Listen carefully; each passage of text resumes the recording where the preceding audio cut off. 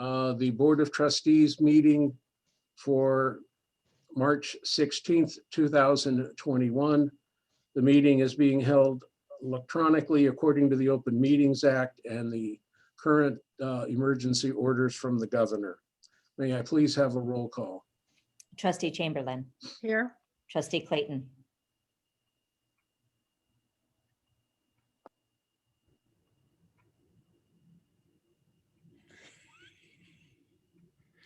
I'm here. Thank you. Trustee Goldstein. I'm here. Trustee Haber. Here. Trustee Hollander. Here. Trustee Jamerson. Here. President Norris. Here.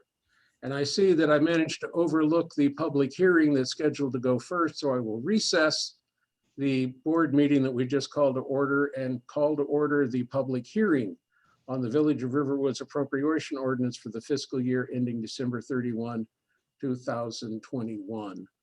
Council, can we adopt the roll call that we just had? No.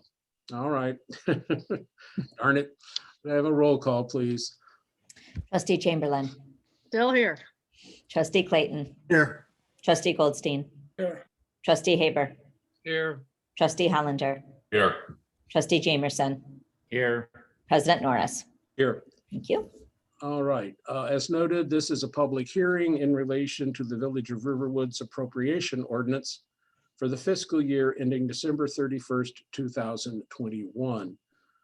As part of that process, before we can adopt the ordinance, we are required to have a public hearing. And with that, let me turn it over to council so that he can explain the ordinance.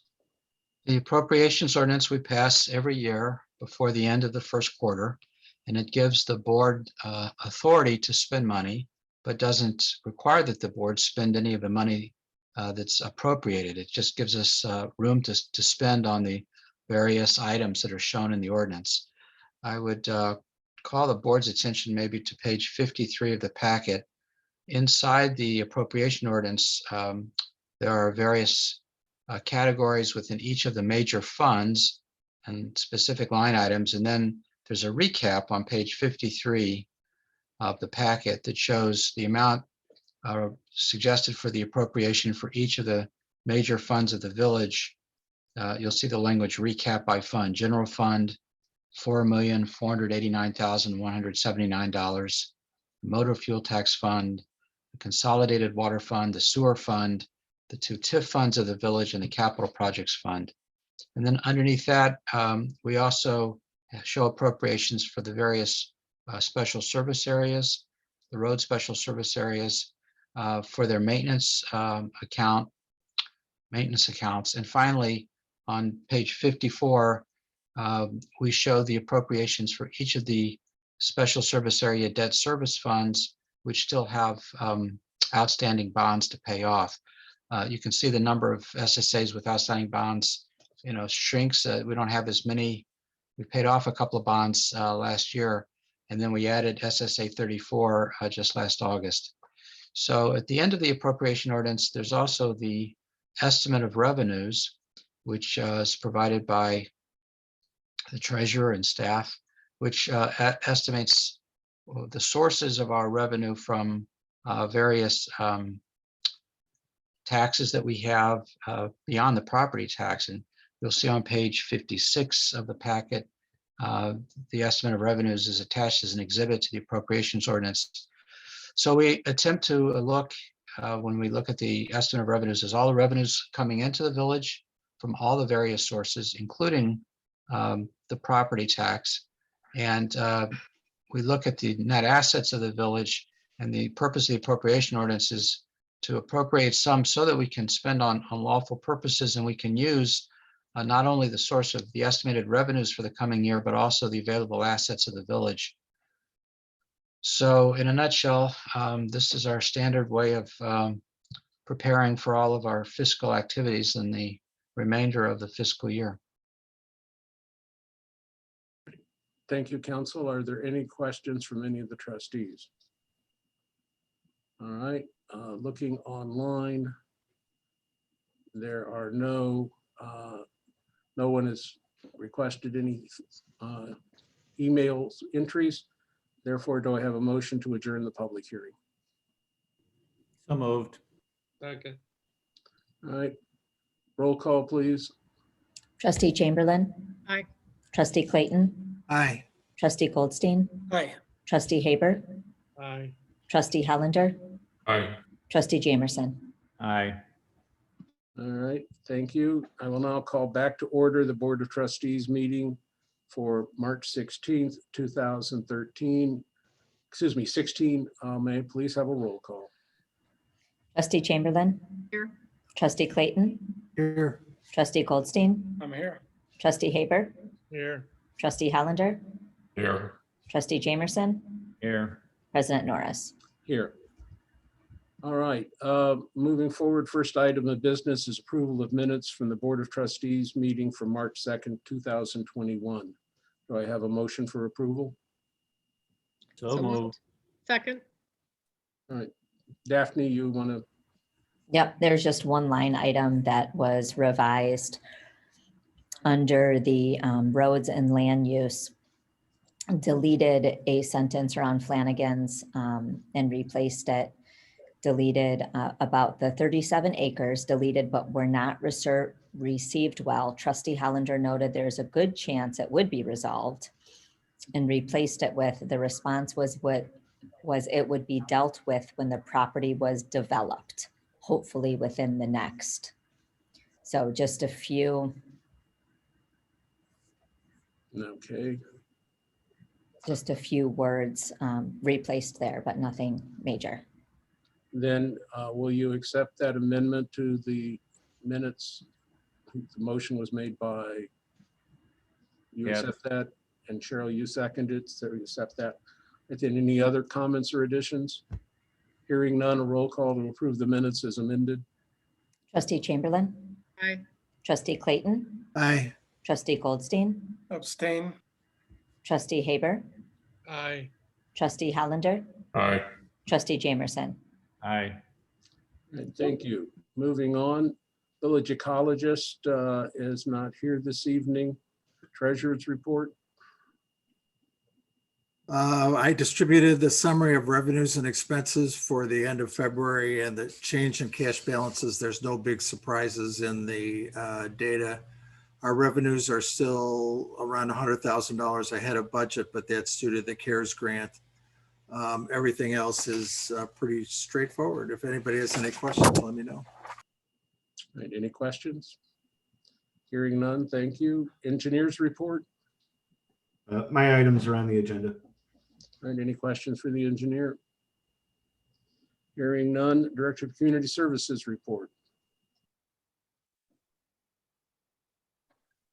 I think I'm on now.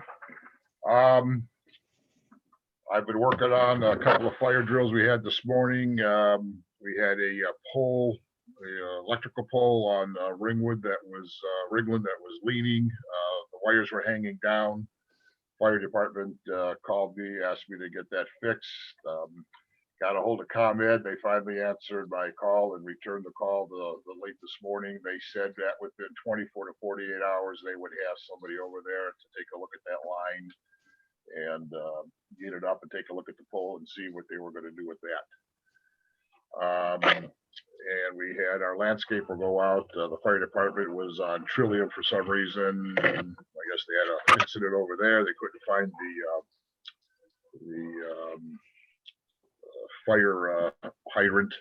So we sent our landscaper over there. I had him go up and down the street. There was, I think, 5 fire hydrants over there. So he cleaned them all out, got all the brush away from them and stuff so they can be seen when the fire department goes in there.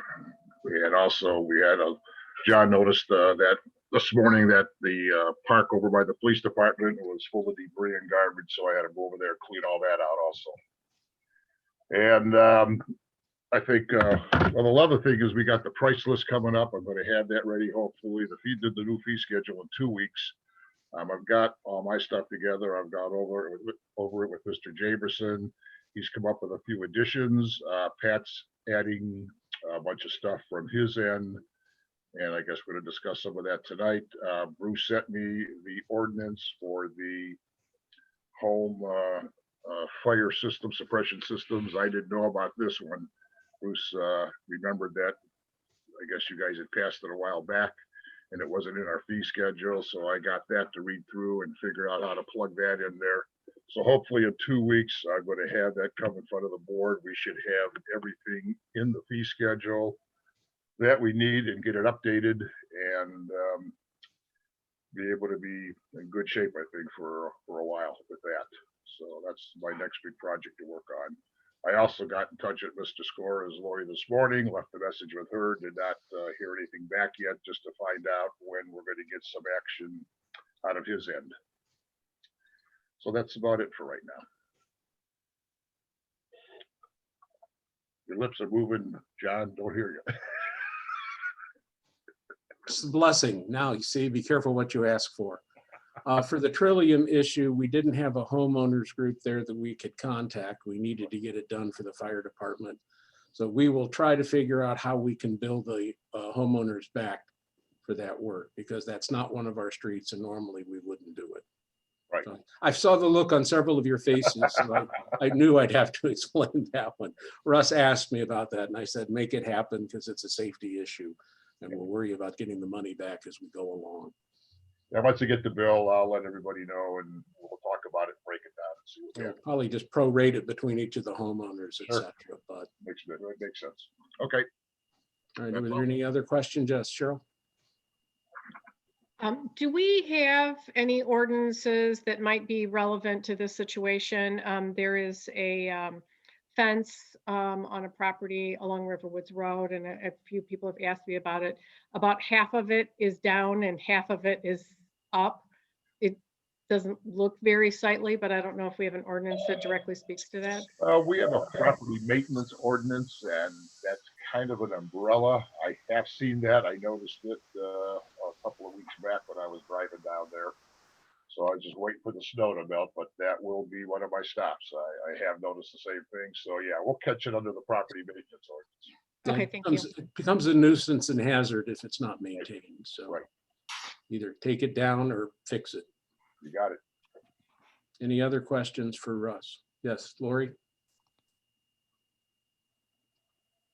Maybe Rick would want to address this too. I saw on the ranch, which is the next door website, that somebody was asking a question about Calvin Court home being potentially vacant and there were lights sporadically in there and not. Do you know anything about that? Yep, we sure do. We've been in touch with the owner and stuff. People who own the home have said that either they're going to start working on it this spring or demolish it and build a new home.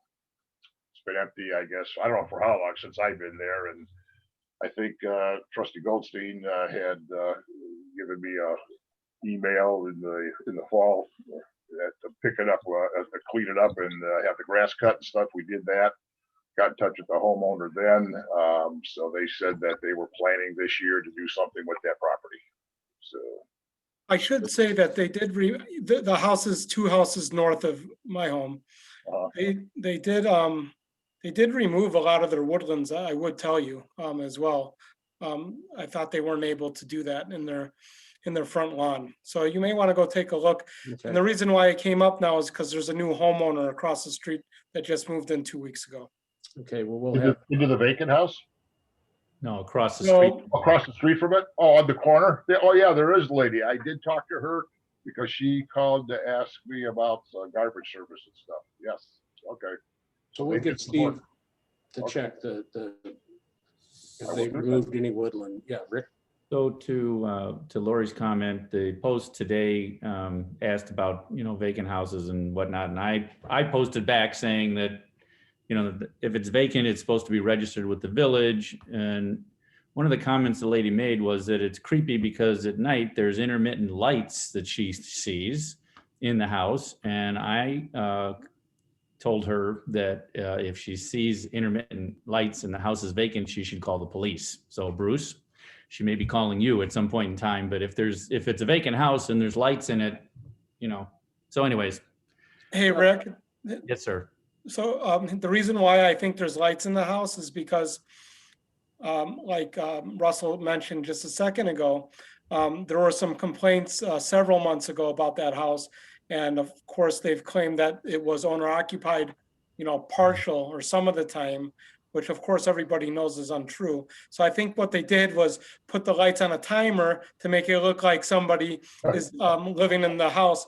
But I'm telling you for sure, the house is not livable. I've been in it. It's got major mold issues, and I would be surprised if there's animals living in the house. And the last time I was out there, I looked at, there was no furniture, there was nothing in there in that house at all. And I would buy it when we had the snowfall, because we had an issue with the snow at the end of the street, and there was no tracks or anything in the driveway, so that house has not been touched or been occupied at all. Well, we need to mark this for possibly going after receivership if we have to, if it's not being maintained. I hate to do that, but Okay. because it's an expensive, painful process, but that's. This is March already, so I'll get back in touch with the owners and see if they've come to any idea what they want to do with this house, if they're going to try to fix it, if it's fixable, or just take it down and build a whole new house. And that was the way the lady that I had talked to was leaning towards taking down the house and building a new one. They've said this though for some time, so we have to, have yeah, we All kind of have, then it was COVID and it was this and that, so I think we're going to have to be a bit more aggressive with it. Okay, no problem. All right, any other questions for Russ? All right then, Zoning Board of Appeals has not met. Plan Commission report. The Plan Commission met on March the 4th. We held a public hearing to consider a text amendment to the Riverwood zoning ordinance to revise or add defined terms, including an update to the definition of family and adding definitions for community residents and transitional residents. The Plan Commission voted unanimously to recommend to the board the adoption of the proposed ordinance, and you should have a copy of our report and recommendation in your package. Any questions for the Plan Commission Chair? All right, hearing none. Police report. I'm currently out of town and did not prepare a summary of police activity. I do have something on the agenda later. Chief, I will tell you that email that you sent earlier about somebody complaining about their ticket. When I got in here this evening, I looked at the phone log, and that person called 3 times after 2:18 this afternoon. And none of them was to my phone, despite what they were reporting. So told you I'd follow up on that one. So it's funny how when people know they're supposed to be in court on Thursday, they start calling on Tuesdays. So in any event, all right then, village, oh, anybody have questions for the chief? Sorry. All right then, village attorney's report. Everything is on the agenda. All right then, any questions for Bruce? All right, information items and comments from the president. One, Chris would like to give us an update on where the NSSRA project is and the overall status. Chris? There was something that was forwarded to you. It's an update on what's going on with the renovation. Since we were last in front of the board, at that point, we gave you an estimate about, NSSRA gave us an estimate about our remaining contribution. And that was back in, that was back in 2019. But I am really happy to report that that estimate was good. The funds were more than adequate. The bids came in very, very positively, and we were able to do a lot of things on the wish list. And importantly, the foundation, which is associated within the NSSRA, had a $2 million goal, and they exceeded that by about $200,000. So all of that went into the pot to make this renovation really, really spectacular and take it a little bit further than the original plan, which is meaning we got the wish list. The construction has started. And as we were starting the construction, there was some repair work that needed to be made to the roof. We uncovered some need there. But again, because the bids came in so positive, we were able to actually cover that as well without any further request for funds from the member agencies. So all in all, this was a great example of a public-private partnership working toward a good end. we're hoping construction will be complete, and the grand opening will be sometime early fall.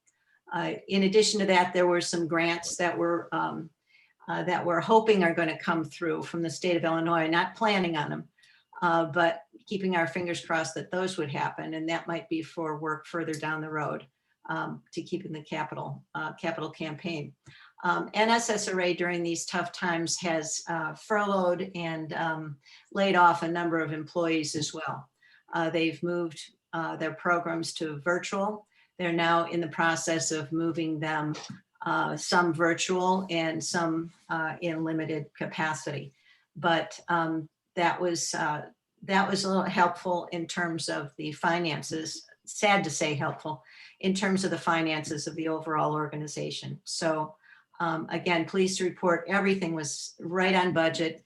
No further requests or need for participation from the member agencies, which is a real positive for Riverwoods. The estimates that we gave at the time were good. So I just wanted to kind of tie that off and close that circle. And when the grand opening is announced and we can all go over there, I will let you all know, and you're all very welcome to tour. At this point as well, if you want to tour the construction site, that can be arranged. Hard hats and masks and limited participation. So if there are any questions, I'd be happy to answer that. Oh, one last note, and Rick, you might be interested in this one.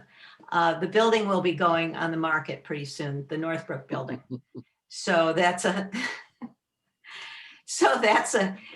real positive, because what we're hoping, that number comes in, in the neighborhood. Well, I'm not even going to say it. We're just hoping we get a good sale price for that. When that sale price comes in, we'll discuss what happens with the proceeds from that.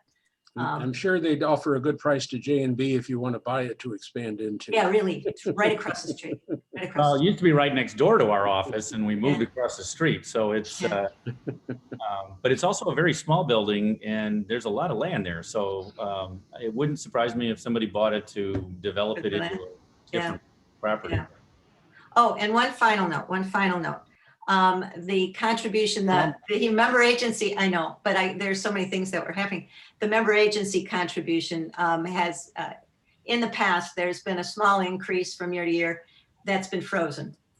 So no increase. Riverwoods will not be seeing an increase for next year and possibly the year after. Okay, any other questions for Chris? All right, then, moving on. The next item is a brief update on the partnership with Brushwoods. Trustee Clayton. I tried to put together kind of a brief summary of where we are. When we launched the relationship, we had plans to complement the village activities for Halloween and the December timeframe and Easter. We've kind of had to work around that because of the COVID situation. I would say, though, that we've still had a number of things going on. The most disappointing possibly was the holiday concert in December, which if any of you tuned in for that, it was really quite impressive. But according to our count, we only had 4 households in Riverwoods that participated on a free basis with that. We've just launched actually today a family geocaching activity. We've got, excuse me, I can't turn that off right now. We've got one of the geocaches in the Restoration area and one in the Ryerson area. And the coordinates of each of those is there for families to find them and then figure out the code to open the boxes and see what's inside. We plan to have a Trail Tales installation on the campus trails and some kind of storytelling opening event. We're kind of trying to time that in conjunction with any kind of ribbon cutting that there might be for the campus overall. And then there's a number of things that we have planned for the foreseeable future, including a children's concert in the spring, some kind of sounds of nature type of activity. So We've had some ongoing support in terms of social media and communications content and Village Voice articles. So that's pretty much where we are. I can say, since we've got to listen to a number of the rehearsals for the music programs, that those of you who like classical music, I would certainly encourage you to tune into it while it's Zoom, and come live when we can open it up more, because these are rather remarkable artists. Any questions for Mike? All right then. Moving on, the next small item is the proposed update to the village fee and rate schedule. We passed that around. It came out too late to put on as an agenda item, but we can certainly discuss it. I know a lot of you have already made comments of one kind or another, which, you know, we appreciate. John, are these the changes that primarily address the water connection charge? Well, the ones that I've seen were the water changes. There were a few other places. I know Rick recommended a few, and some language as to the village not being responsible, et cetera. Right. Meter fees, new meter fees.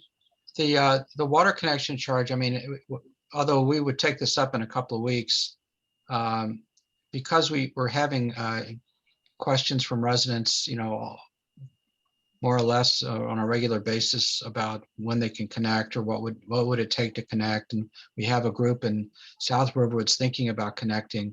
I think it would be helpful if the board wants to take a moment, let Pat Glenn explain, unless all of you are familiar with this, how he came to the new rate, because it's really probably the most significant change being proposed. That we do have on the agenda as the final item F. We were able to both dig out a little more history on some of the past monies back and forth between the funds. No, I'm talking about the water connection charge. Well, okay, I mean, that's still been later issued, so it's a question. We can talk now. I mean, I didn't realize you were gonna, okay, I'm sorry. I thought we would just talk all matters water a little later. Other elements here that people want to talk about. Okay. Okay. Well, that made that a little faster than I thought. Then not on the agenda. Oh, Mike. Just a quick question. Hold on. Was there some material that was distributed on the change in the fee schedule? Because if there was, I didn't get it. It's only, the only thing is there's a comment under the water towards the end of the packet about specifically raising the water connection charge. The rest of the fee schedule has not been finalized yet, and that's what Russ was saying. He's hoping to have ready for the next meeting. So Russ, I thought you sent that to everybody. You only sent it to Rick and a few. Okay. Yeah, just send it to Rick and Pat for their input to make sure, because Pat had to upgrade the meter charges because they were raised, and some other things that he was looking at. But I figured that once I put everything together, then I'll disperse it to the whole board. Okay. So I put it for discussion a little prematurely. I apologize, but at least you know that we're looking at it and trying to get it updated. And we noted a number of things that probably need to be updated through there, which Russ is addressing. So any other, Henry, you've got a question? Can I take an exception, and maybe we can deal with the water connection fee now, because the other discussion on the water is really not the same subject, and it might get lost in there. So I don't know what Bruce and Pat were going to talk about, but it seems to me it's a little bit more, it's a different issue than what you've got planned. Yeah, we had talked more about rates and money back and forth. We certainly can talk about it now. I mean, it's on the agenda either place, and we seem to be talking about it. So why don't we go forward? So do you want Pat to talk Yes, about? Pat, I was going to say, I think it falls to water, the man in the dark there who's suddenly lightening up his picture. Well, my halo comes on when it's my turn. Oh boy, it's odd. I'm sure glad I'm far away so the streetcar won't run over me. Are you able to share your letter with your recommendation for the rate, Pat? Yeah, I just brought it up. If I can, Mayor Norris, if you can give me You should be permission. able to, but I'll double check. Oh, no. Flipped it over.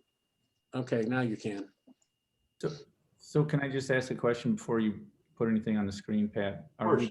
There's three different things on the agenda for water, right? There's Mr. Abbott's question about, That's very specific, yes. right? There's the water connection fee that Pat's talking about increasing, and then there's the money that the water fund may or may not owe to the village, right? Those are the three things. Right.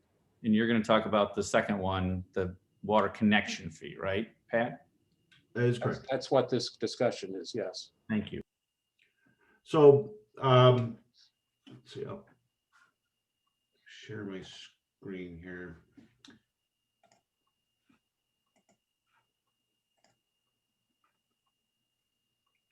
Can everybody see this this map? It's probably in squinto vision for everyone, but it's sufficient for the discussion we'll have. Maybe I'll zoom in here a little bit. So I redid the exercise we last did in 2011.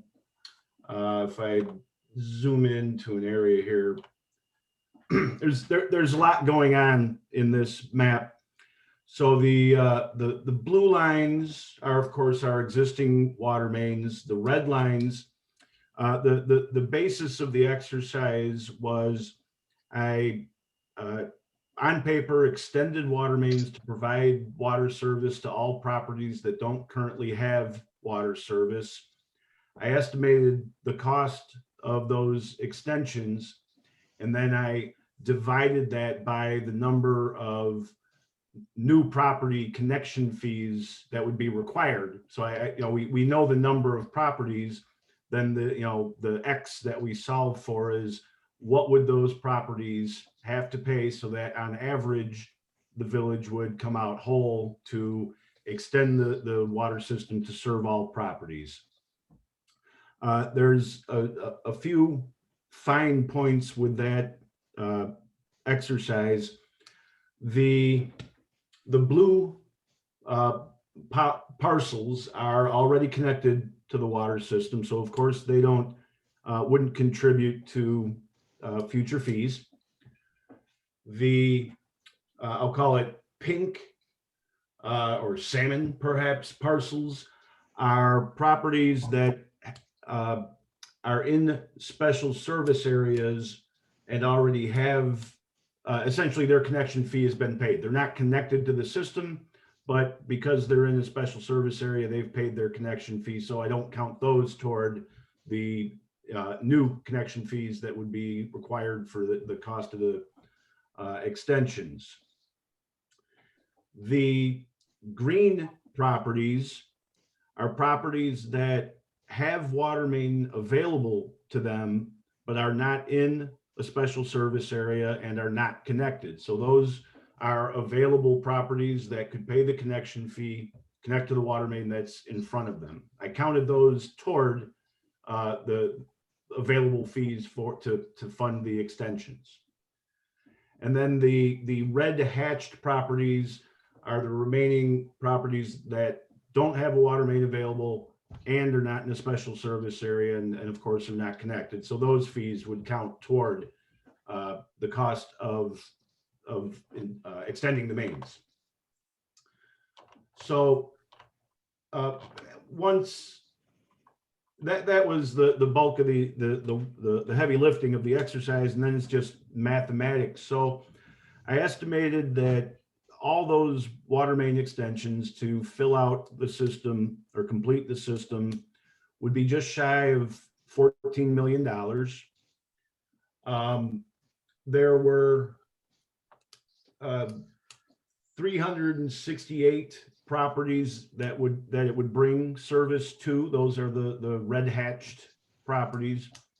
And then 87 properties that already have water main available. Those are the green properties. So in short, you take that total $14 million, you divide it by the 368 and 87 properties that would pay connection fees, and you arrive at, or I arrived at, $30,220.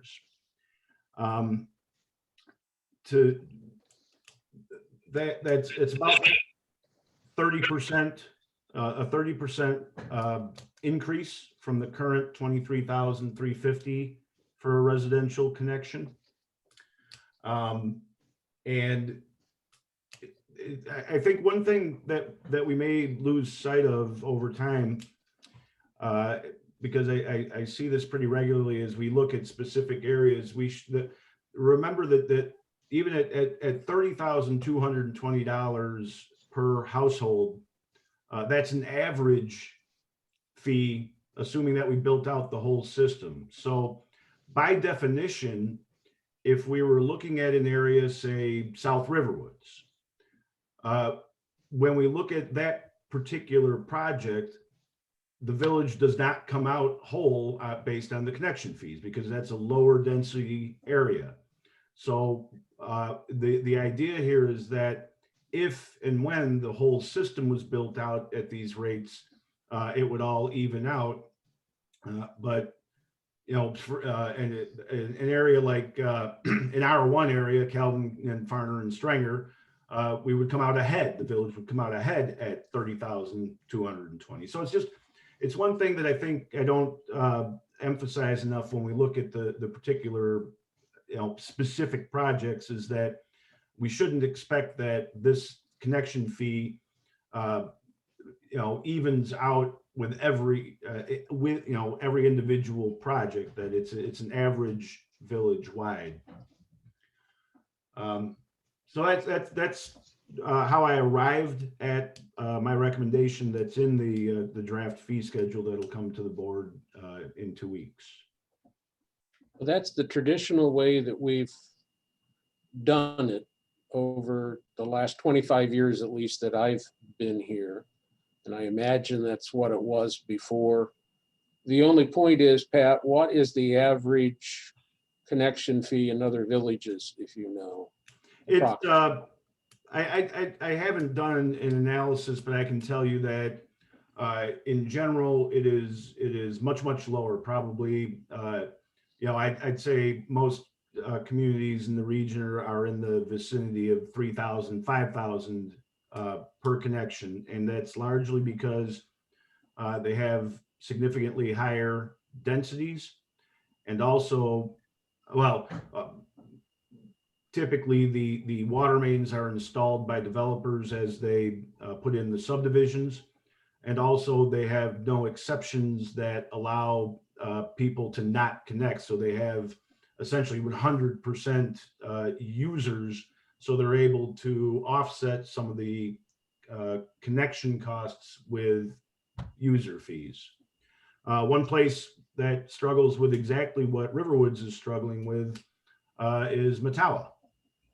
Mattawa does the exact same exercise we do. They have an even more difficult density issue because that's 5 acre zoning, and it's really difficult to come up with water main projects with some number that people can live with for a connection fee.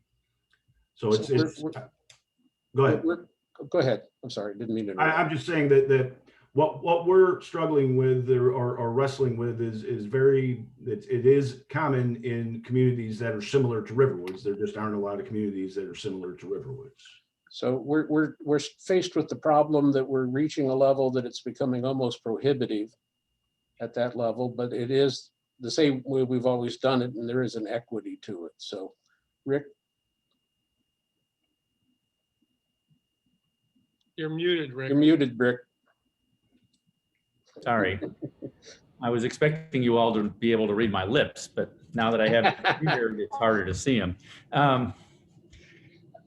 So are you saying, Pat, that, you know, if there were future SSAs, that the fee that we would be shooting for participation would be that connection fee, and that in some places the fee would be more than the SSA would need to bear, and in some places the fee would be less than the SSA, so the village would make up the difference, or the village would recoup the cost? Is that what you're saying? Or would each SSA, Bruce has got his finger up, I know, I figured it.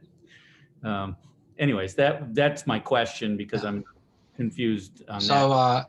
we borrow for each SSA the connection charge if it will pay for the project.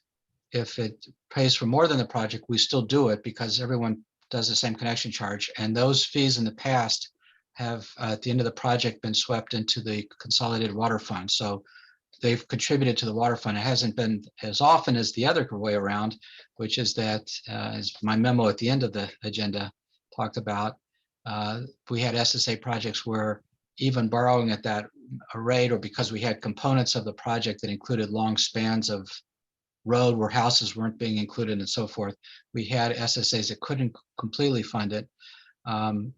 But the most recent one we did was on Thorn Meadow, and the residents there, the connection charge at the time was about, I think, 23,000 or 24,000. But the residents, in order to get water, agreed, and the project we borrowed about $28,000 per home. So in some cases, the residents, had to agree to more in order for the project to be built. Now, they could have only paid the stated connection charge. We would have allowed that, but they couldn't have built the project. I mean, the question wasn't whether we were changing the connection charge on them. The question is, in addition to the connection charge, were they willing to fund the project? And in that case, the difference was, I think, $3,000 or $4,000 more per house. Henry?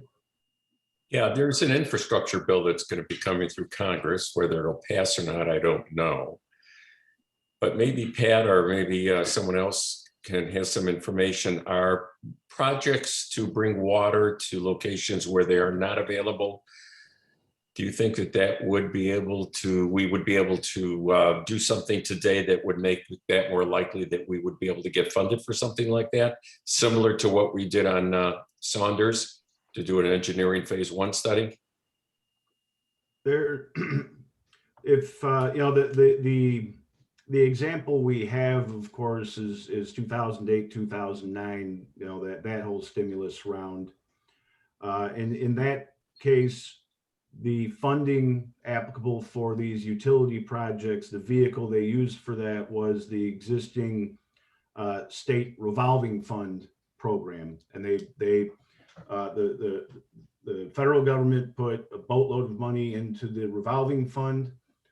They made a one-time adjustment in the revolving fund that they would forgive. I think it was 25% of the amount that you borrowed, and then you borrowed the rest at a very low interest rate.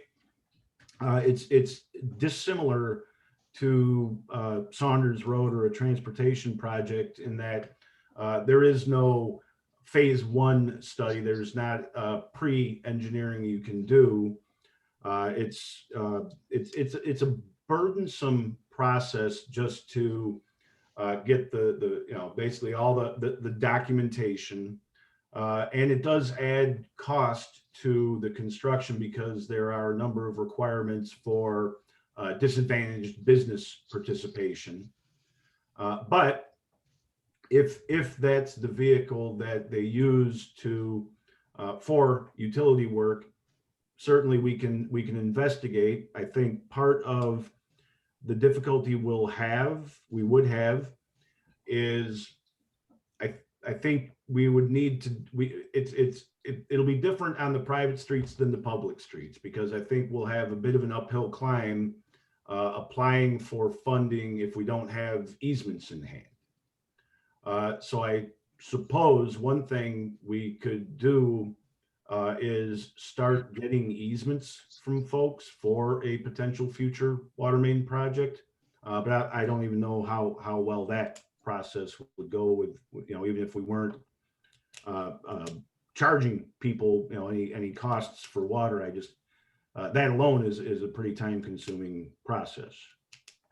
With as much money as out there, I don't know that any of us know for certain. The state's changed the money we've gotten in the past, which is somewhere around 600,000 to 800,000 came through member initiatives, but that doesn't really exist anymore.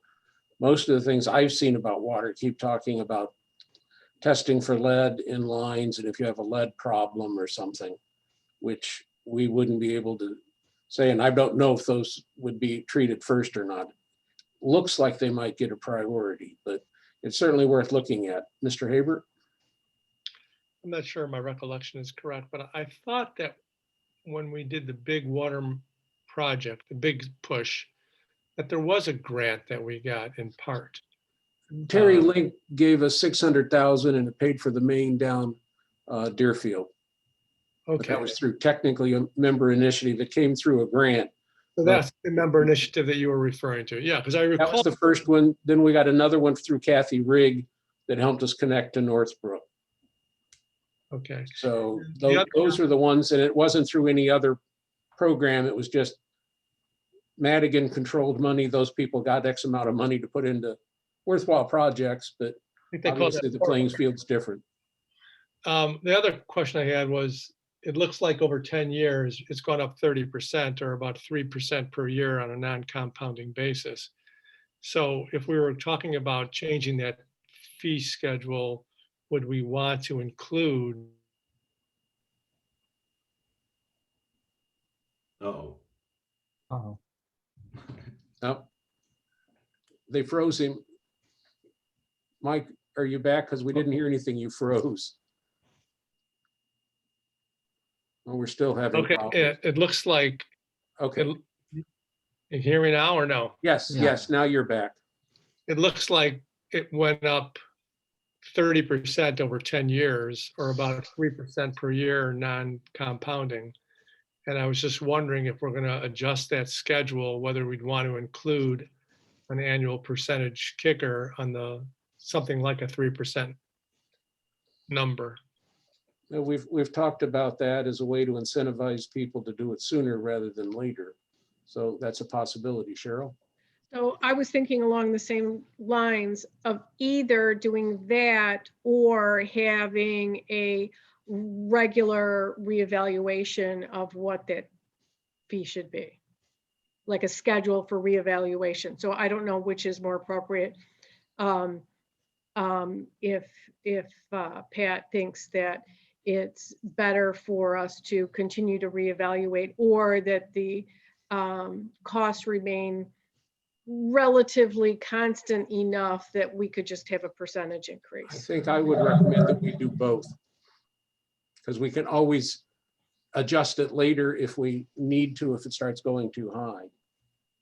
And people will complain quickly. Mr. Clayton? My concern would be that as individual projects pick off pieces of the overall map, that by virtue of the economies of scale and so on, we're going to have a smaller and smaller group of homes that could conceivably still want water, but when you take the total cost of the projects and divide them by the homes, it's going to get way more than $30,000 per house. That's part of the unfortunate result that we do have in North River Woods. You can see the big blocks that are all together and then the big blocks that are out. And that was part of when we were trying to put together groups and not including those people who didn't want to be in there. And so now we've created smaller blocks that cost more. And that is an element that I'm afraid will continue. So it's an argument for trying to put through something to make it all happen. Rick? So I'm a little confused, and I apologize in advance. But Bruce Hubbard's comment about if the connection fee is more than the project fee, then you sweep that into the consolidated water fund. But if the connection fee doesn't cover the construction, then you charge the people more. Right. So we didn't. Wait, let me finish. Sorry. And then Pat's whole mathematical, exercise is probably, I mean, all it tells you is an average over the village, and you're going to charge the people who have a smaller project or a more compact project the same amount, more money than it's going to cost them to do the project, but then you're going to charge the people who have a larger footprint more money because the project doesn't fit within that number. And that just doesn't sound right to me, to either the people that are paying too much or the people that aren't paying enough. I'm not sure. I may have misspoken. There were a few small incidences. Nobody willingly went into a project where the cost was, say, 2/3 or half of the connection charge, but they paid the connection charge anyway. There was nothing like that. There were some minor amounts when the projects were done, or when at the end of the payment of the bonds, because they collected 2% for loss in collection. There were minor amounts left over in some of these funds, but nobody in any project had a cost that was significantly less than the connection charge, because that's just the way it's worked out. And the people who want to do a project where we say this is the connection charge, but it won't pay for it, sometimes we come to the village board and said, does the village want to participate up to, say, 10 or 15% of a project? And the board has sometimes looked at that consideration. In the case of Thorn Meadow, I don't recall what the outcome of the discussion was, other than it couldn't go forward at the stated connection charge because there wouldn't have been enough money to pay for the project. So we asked the residents, if we borrow this amount of money, that they authorized it in the ordinances that authorized the SSA, knowing that the per house cost was higher, but that was voluntary on their part. We're also talking the connection fee applies to those houses that have water service or through an SSA. So if it's an individual house that connect but wasn't in an SSA, that's what they would pay. Like Trustee Chamberlain, when the water main went by her house, wasn't an SSA, she paid the full connection fee. If we develop an SSA, then that, the most recent times, has been based on the actual cost. So it's a little confusing. No, I mean, it's always, we always had the actual cost, but we typically borrow the connection charge per house unless it's insufficient.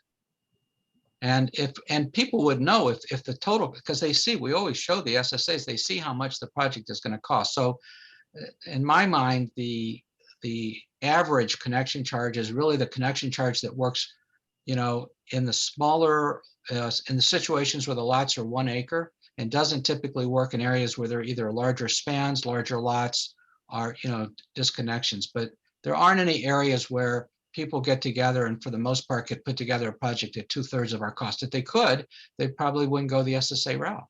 Yeah. Mike Haber. Could we define the connection charge based upon the formula? So the connection charge for those that are already on the system, would pay X because it's already there. And for those that, if there's an SSA that is 10 homes and they want to bring water, then you divide the cost by those 10 homes and that becomes a connection charge. Why can't we use a formula approach? Because obviously when the village did this huge push, 10 years ago or so, maybe even longer than that, A little longer.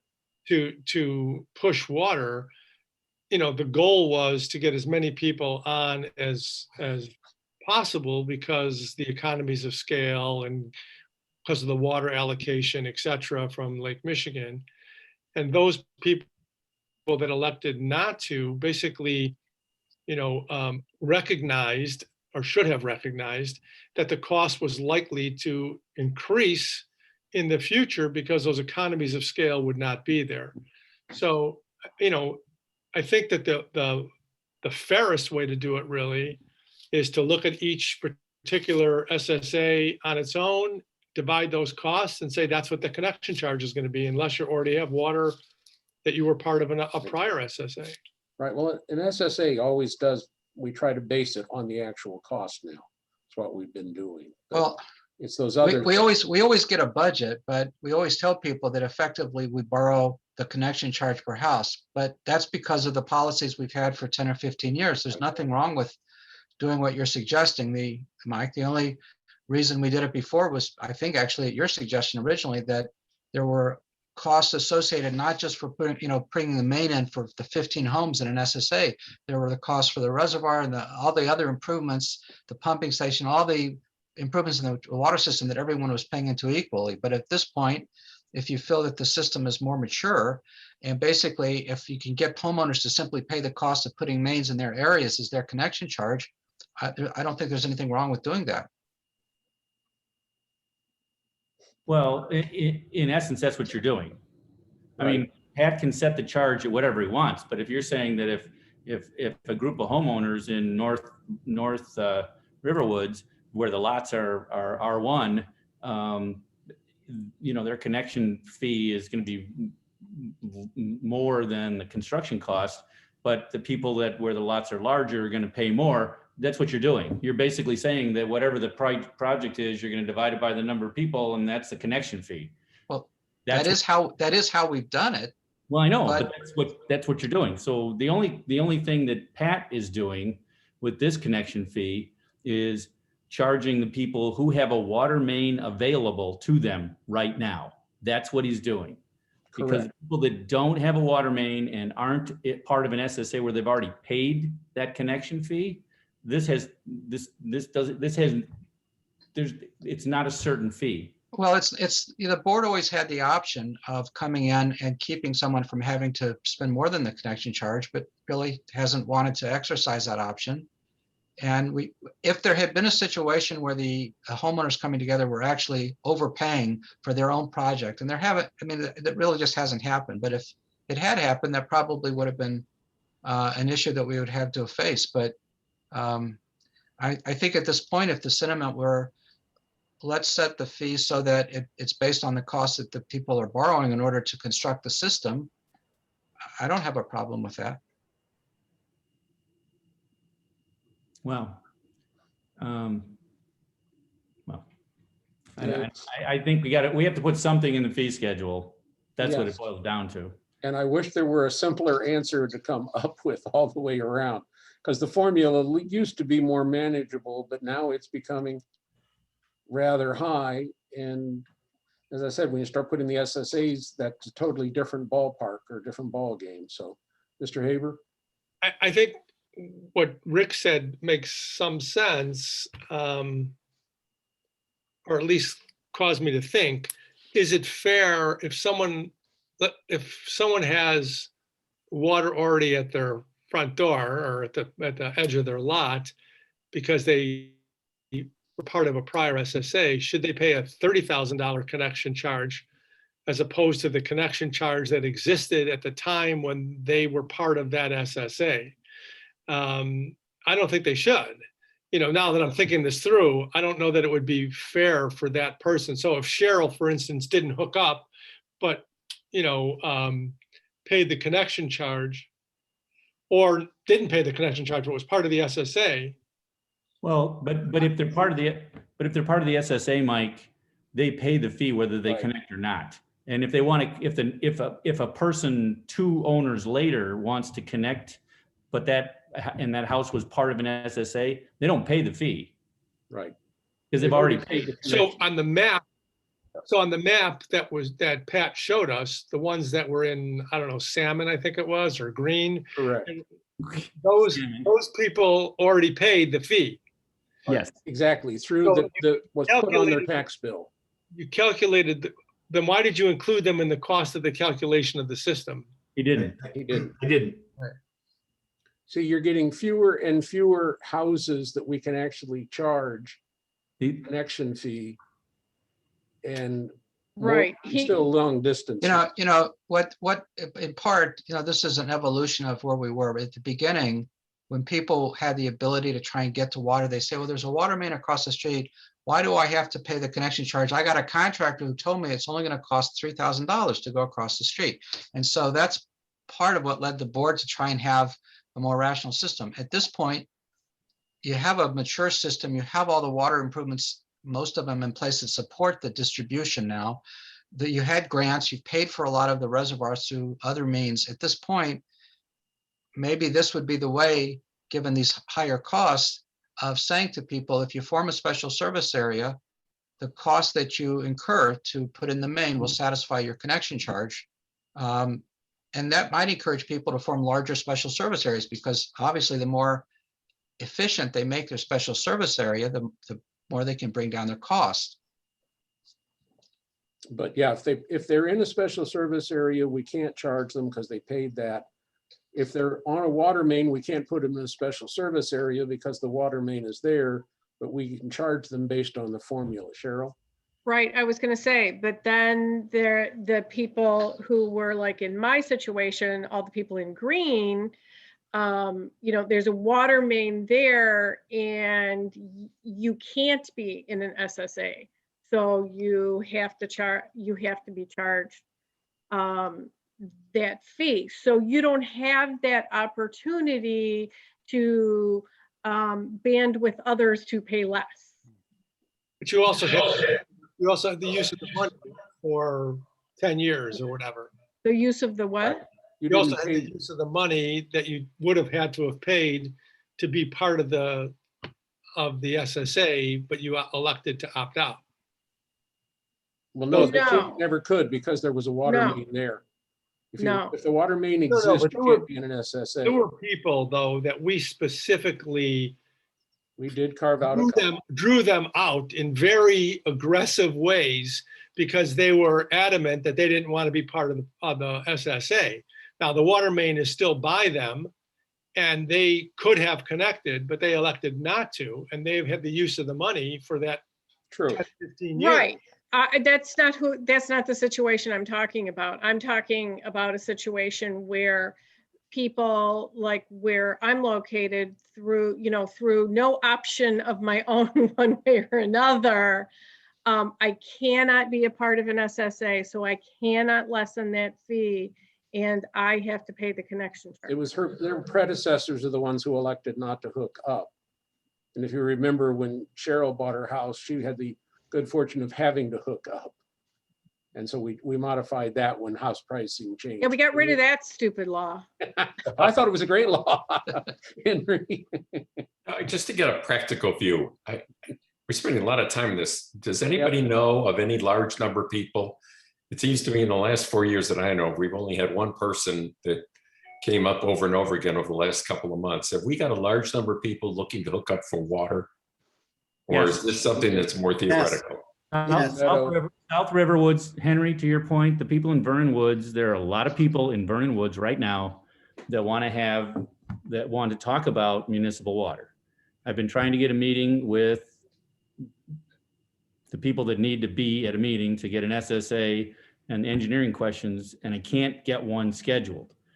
That's a different story. But the problem is that there was a small group along a couple of roads that approached Pat. Pat did some quick calculations, and the water main that they were talking about, and I don't know how long it was, Pat can probably tell you, it was over $1 million.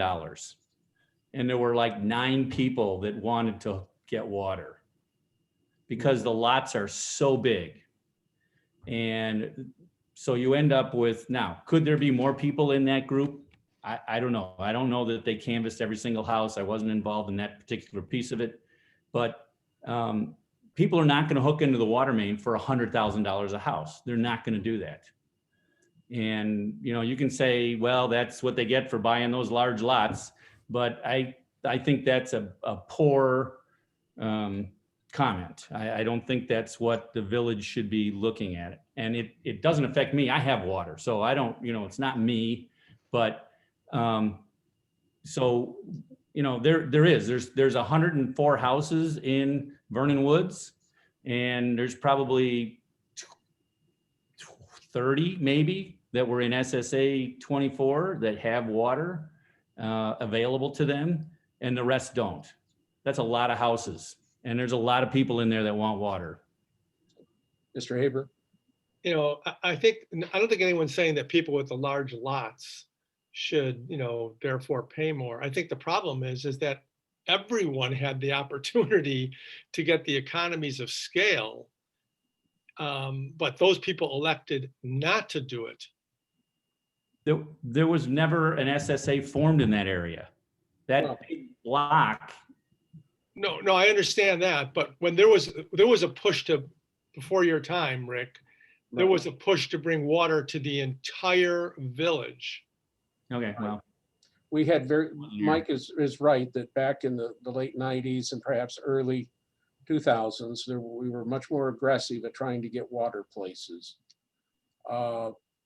That being said, many of the people there now are not the same people. So to say somebody didn't opt in true, but is it the resident now, and they're left with the consequences.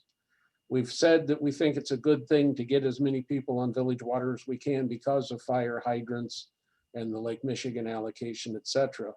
What we're really struggling with is that we have something of a dilemma, that we want people to be able to get water reasonably, but the costs are becoming prohibitive unless we change our methodology, which we're reluctant to do, given how many people paid under the old system.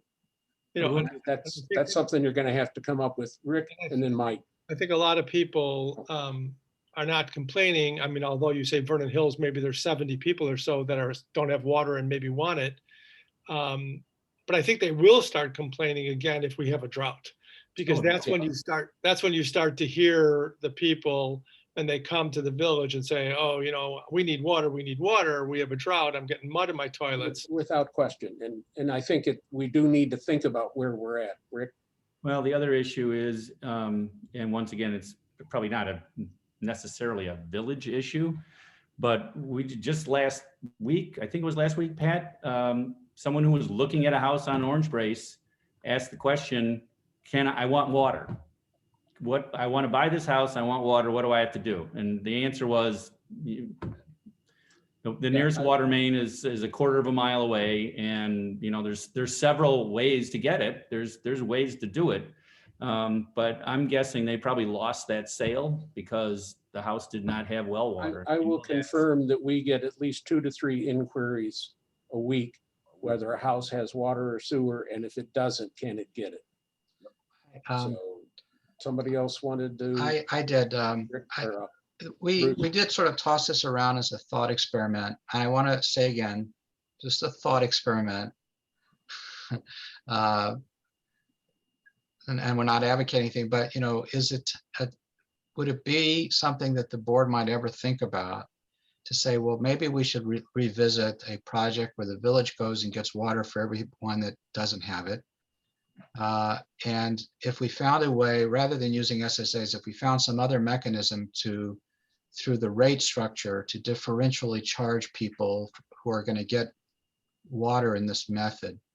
Obviously, the most efficient way to do it would be a project like that where the village really would take on the whole thing. The pros about that were that we would finally get it done in an economical way for everybody. The concerns were, is there a way to price it differentially that's fair to everyone?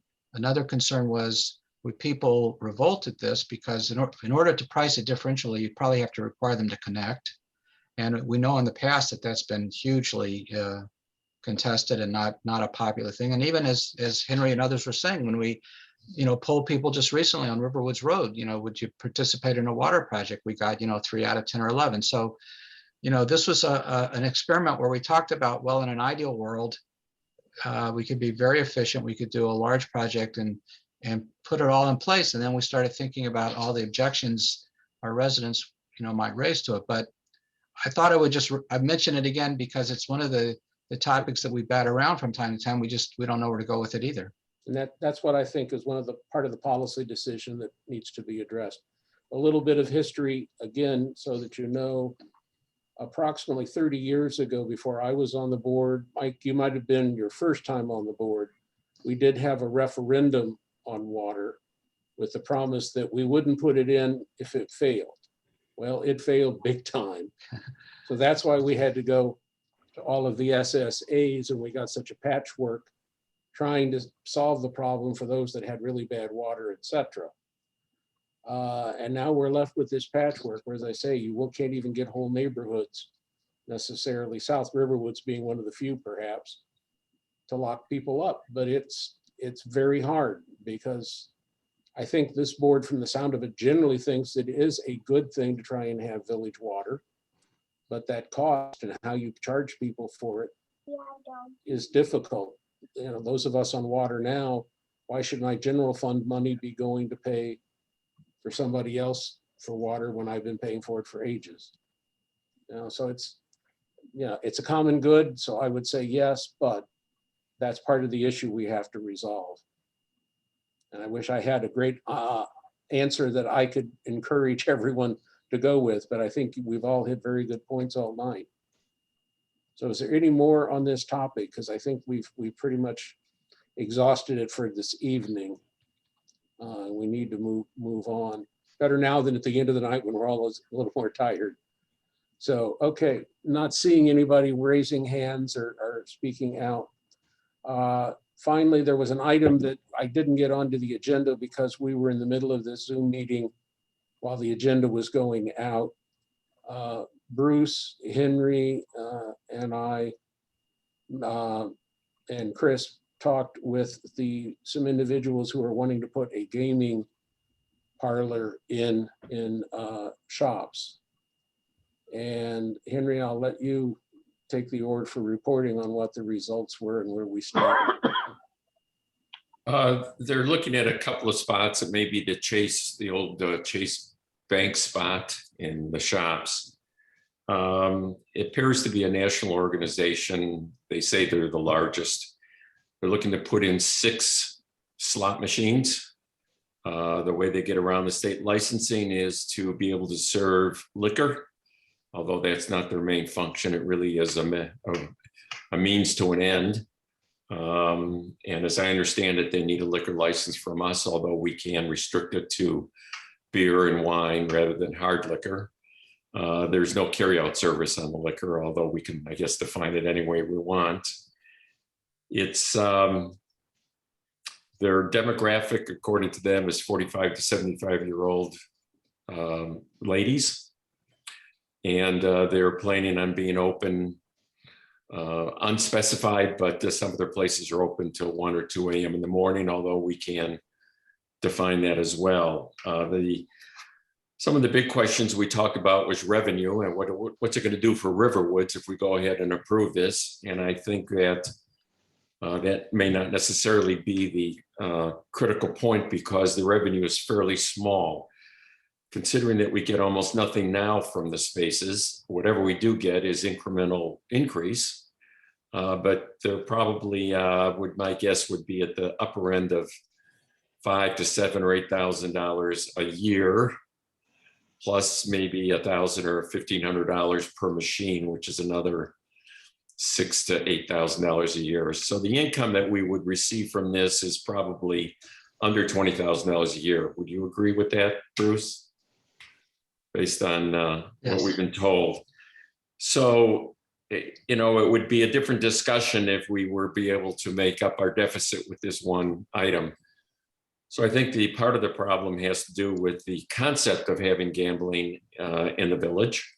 It isn't the first time it's come before us. Thornton's was looking to do it if they put in diesel pumps. That has not been formally requested, nor have they put in diesel pumps yet. The other concern was its nearness to residential units, but it doesn't look like the traffic flow is going to be that high and there's essentially no noise. So I don't know that we're going to get much pushback except on a conceptual basis.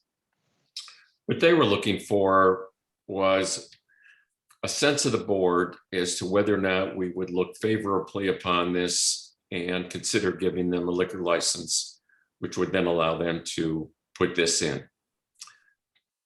I'm open for questions. You say one of the other things we asked that they provide us is some history as to what other types of businesses move in once one of their shops is set up, because we'd like to see just what type of influence it has on adjoining businesses, because I think we're all somewhat concerned about that, obviously, too. One of, just to build on that, I made a comment, and it's a personal one. It certainly doesn't represent anyone. And my guess is what we had imagined the shopping center to be 15, 20 years ago was not what it's going to turn out to be 5 years from now. So I think that we have to, as we now are able to put a gas station in on the corner, which 10 years ago we wouldn't have been able to do that, I think we have to constantly reevaluate what's available and what's going to happen. Rick? There's, I think, one of these, actually there's a couple of them on Dundee Road, just west of Milwaukee. One's in that Fresh Farms or whatever it is, grocery store center at the far end next to the Great Clips. And And I think there's one actually now across the street from that. And I don't know if anybody's, and Bruce Dano might be able to answer this. I don't know if anybody's checked with the Wheeling Police to see what, if any, issues they've had with those places.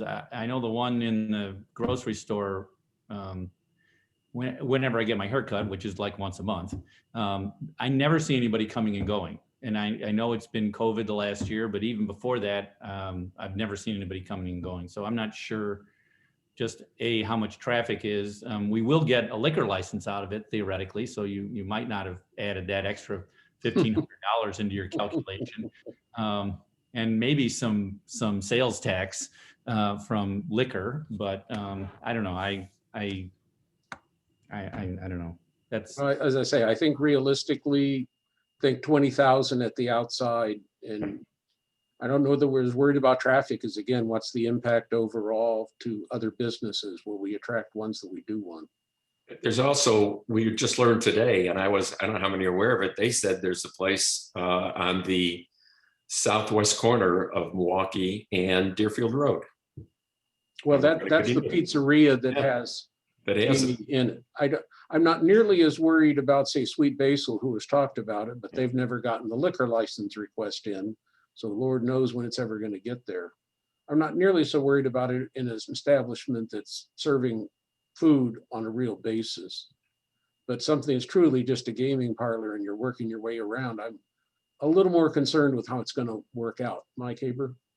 I'm less concerned about the gaming parlor than I am concerned about the empty stores. Now, I won't argue with you there. I've always said that ugly is bad, but empty ugly is worse.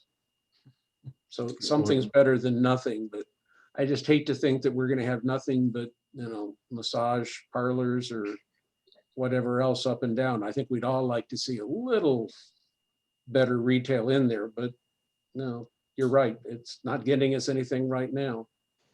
And the bank wasn't getting us anything either, except holdups. Well, so Sure. my concern would be the other tenants and how it might affect them. So a gaming parlor is kind of like the opposite of the dentist, I don't know. I think it's a gamble to go to the dentist.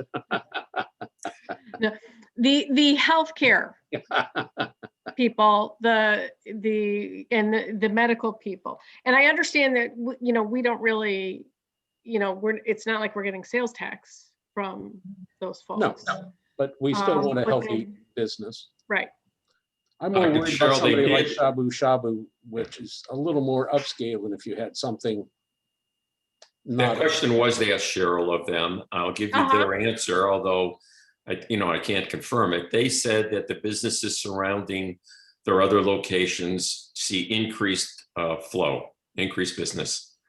And they've got some numbers to show it. I don't know how accurate they are, but that question was asked of them, what happens to the surrounding businesses? They think it increases their business. They were giving us numbers that would be significant increases. Now, granted, you got to have stores to be getting it from, but.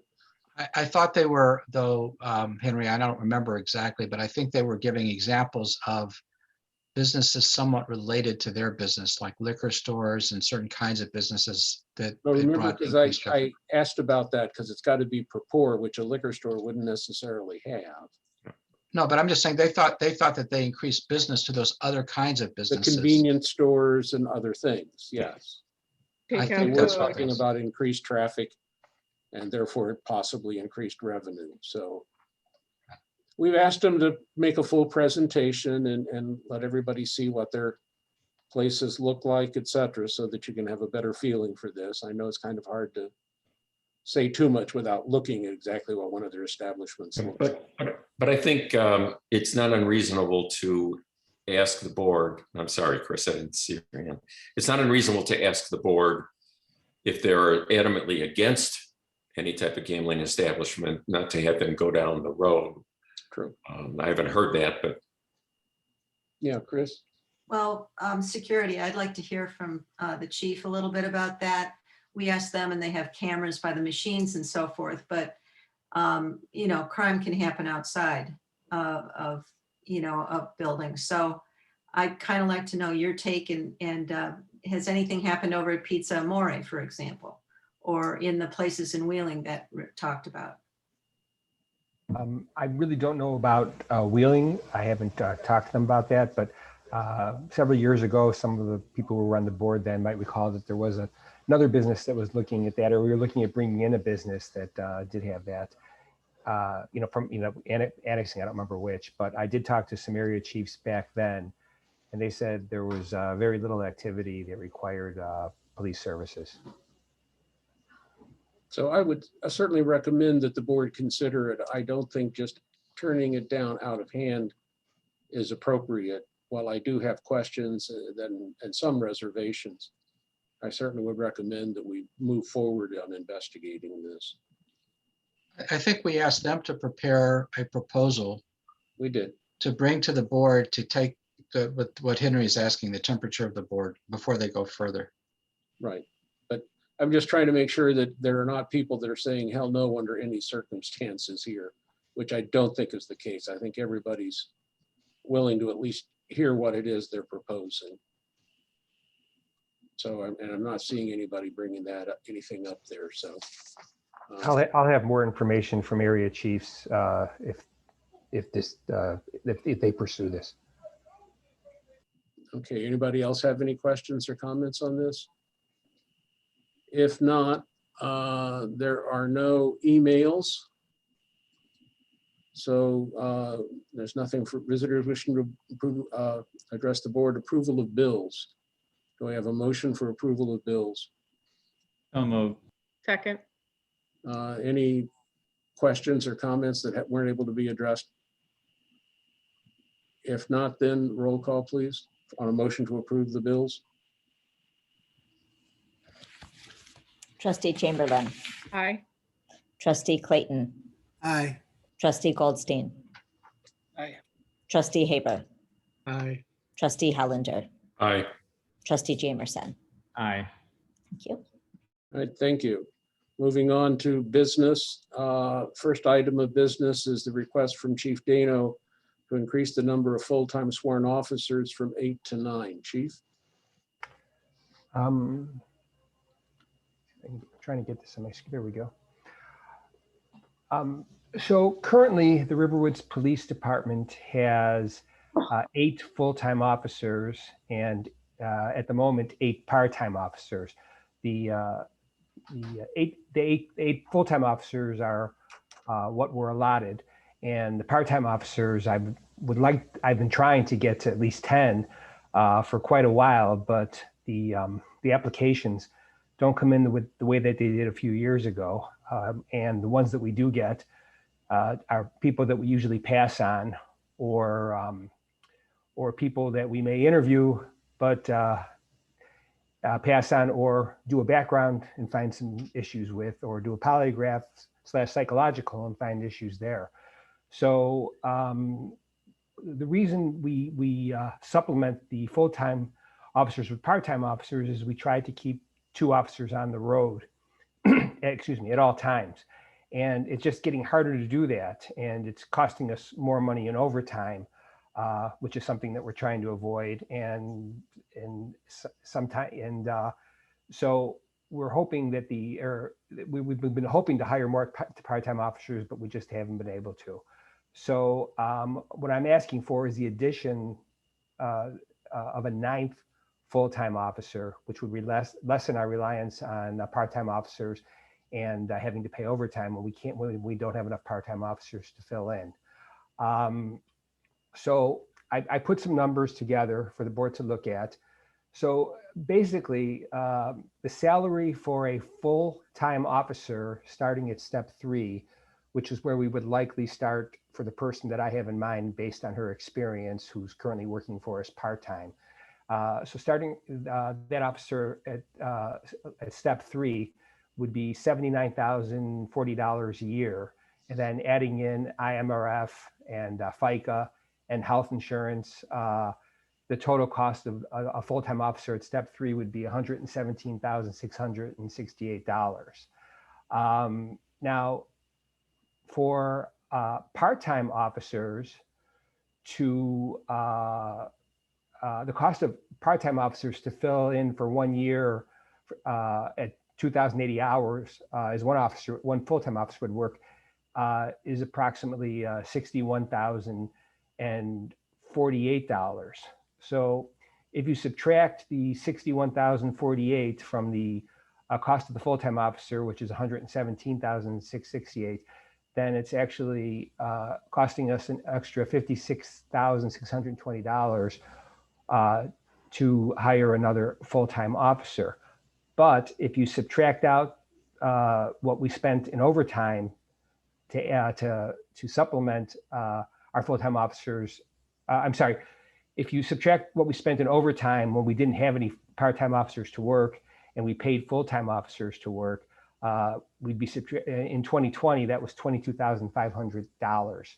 So if we subtract the $22,500 in overtime from the $56,620, we end up with $34,120 is what it's really costing us additionally to hire a full-time officer.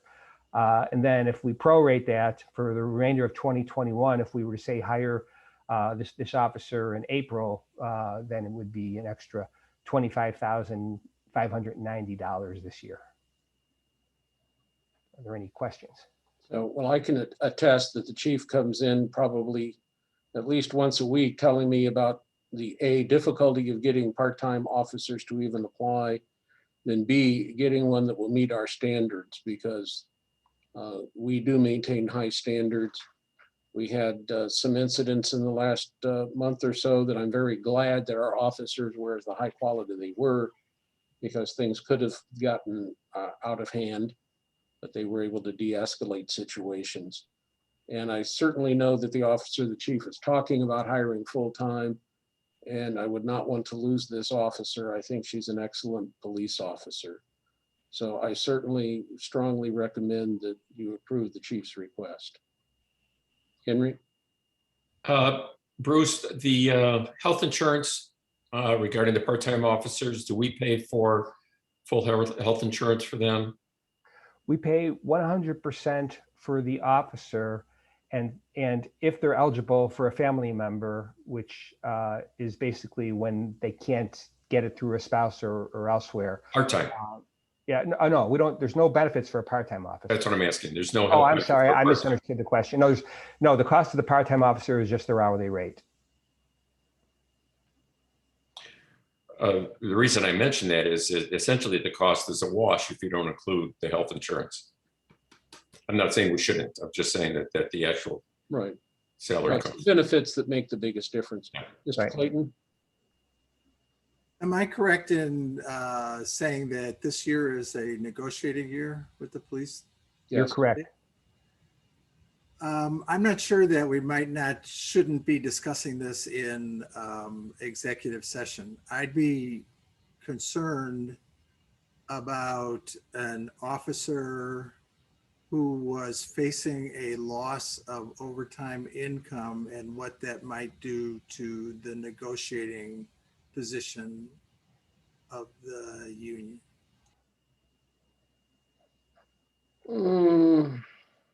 So we're not in a negotiation right now with them, and I'm not sure that the exceptions to the Open Meetings Act would even apply. We're not talking about setting the compensation of a particular officer. We're talking about a policy. So I don't think we can preemptively go into closed session in anticipation of negotiations that we're not in at the moment. And scheduling isn't one of the issues that can be mandated, because I think usually we have total control on that, and that's not a major issue. So I appreciate your concern, Mike, but I think we're probably okay. And we don't need to worry so much about the loss of overtime. I think they'd be happy to lose a little of it, quite frankly, because I think they get some long hours in right now. So I can tell you that full-time officers from who I've spoken to about it, which I believe is everybody, would be happy to have somebody else. So they don't want to end up working by themselves if they don't have to, if we can't find anybody to fill in. So they like the idea of having a partner to work with, every day. Because again, we can hire as many full-time or part-timers as we can find. So that would reduce that as well. So any other questions? Then we got, Do we need to make a motion? yes, I would like to have a motion to approve the chief's request to add an additional officer. So moved. Second, Is there any further discussion? Hearing none, then a roll call, please, to approve Chief Dano's request to increase the number of full-time sworn police officers from 8 to 9. Trustee Chamberlain, Aye. trustee Clayton, Aye. trustee Goldstein, Aye. trustee Haber, Aye. trustee Hollander, aye. trustee Jamerson. Aye. Thank you. I will add my thanks, and I will probably add Chris's thanks, because again, maintaining the high quality of our police department, I think, is a very important thing, especially these days. Well, thank you, Mayor, and thank you, everyone. Mayor, if it's okay with you, I'm going to sign off now. I was going to say, does anybody have anything that they would want the chief to be commenting on later in the agenda? If not, Bruce, thanks for coming in while you're on vacation. Glad to do it. Thank you all. Good night. We didn't pay overtime for that, did we? Nah, he's salaried. He ain't in the union. He gets as much overtime as you do. Okay, next item of business is Village of Riverwood's annual appropriations ordinance for fiscal year from January 1st, 2021 to December 31st, 2021. I will state, yes, those are the dates. It might look like it could be a typo, but it's not. Those are the appropriate dates. As council noted, the public hearing, this is appropriating funds. Not that we have to spend it, but it's making the money available. And due to the deadlines, since we did talk about it last meeting in general discussion, I would ask that we waive first reading. So moved. Did I hear a second? Second. All right, all those in favor of waiving, roll call on a motion to waive first reading on the appropriations ordinance. Trustee Chamberlain, Aye. trustee Clayton, Aye. trustee Goldstein, Aye. trustee Haber, Aye. trustee Hollander, Aye. trustee Jamerson. Aye. All right, now we need a motion for second reading and adoption of the Village of Riverwood's annual appropriation ordinance. So moved. Second. All right, I have a motion and a second. Is there further discussion? Yes, trustee Chamberlain? I'm wondering if the increase that we just voted on is reflected. There is enough in there to be able to cover that. Yes, Bruce and I talked about it. The chief and I talked about it. So we don't need to change the police appropriation because of where he thought he would be. Mr. Jamerson? I noticed that based on my comment from the last meeting that the salary for the administration has been increased by about 100 and The appropriation has been increased. appropriation, right? Sorry, for the So that- salaries There's a little more leeway. increased. Now But not- granted, the incoming mayor, if she hires somebody, may decide to divide that some other way, but the appropriation will cover, I would imagine, anyone that would be retained. Okay, and just because I'm OCD about these kind of things, we didn't increase the FICA. Uh, Well, we'll shift something else around unless you want me to do all the math now. I don't care. we have, We have enough money to pay whatever it is we need to pay. yes, there should be, because we put some in for other things that are probably not going to be, so there should be enough to be able to cover it. Okay, Trustee Chamberlain? We had also at several different times talked about the possibility of hiring a village manager, full-time, part-time, whatever. And I would like to be able to give the next administration that opportunity should they want to go that way. That's what this is talking about. Was it? I think so. yeah, that's what I was talking about. Okay, so we do have enough in there for that? Well, it depends on, I mean, it was increased by about $122,000 for this year. And since the new administration won't be in until May and. Right, then they'll, right, it'll be the following.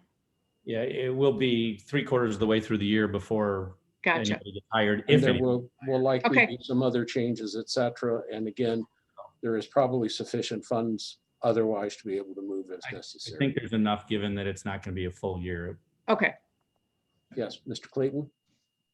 Just a couple of questions. One is, I think I brought up the last time, and maybe I didn't understand the answer. Pretty likely. There's no numbers, there's no appropriation at all for the chamberings for Swalco. They're both zeros. Is that right?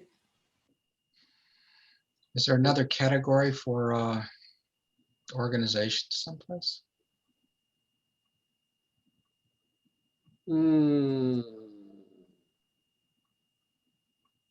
I think you're right that it should have been in there.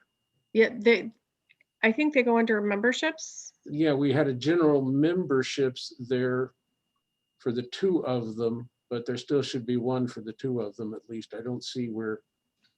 It's on page 35 and they're both zeros. Right. No, I understand that.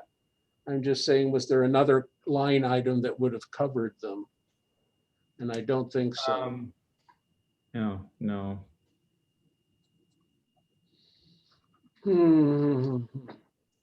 Now, while I do believe there is enough money to cover it.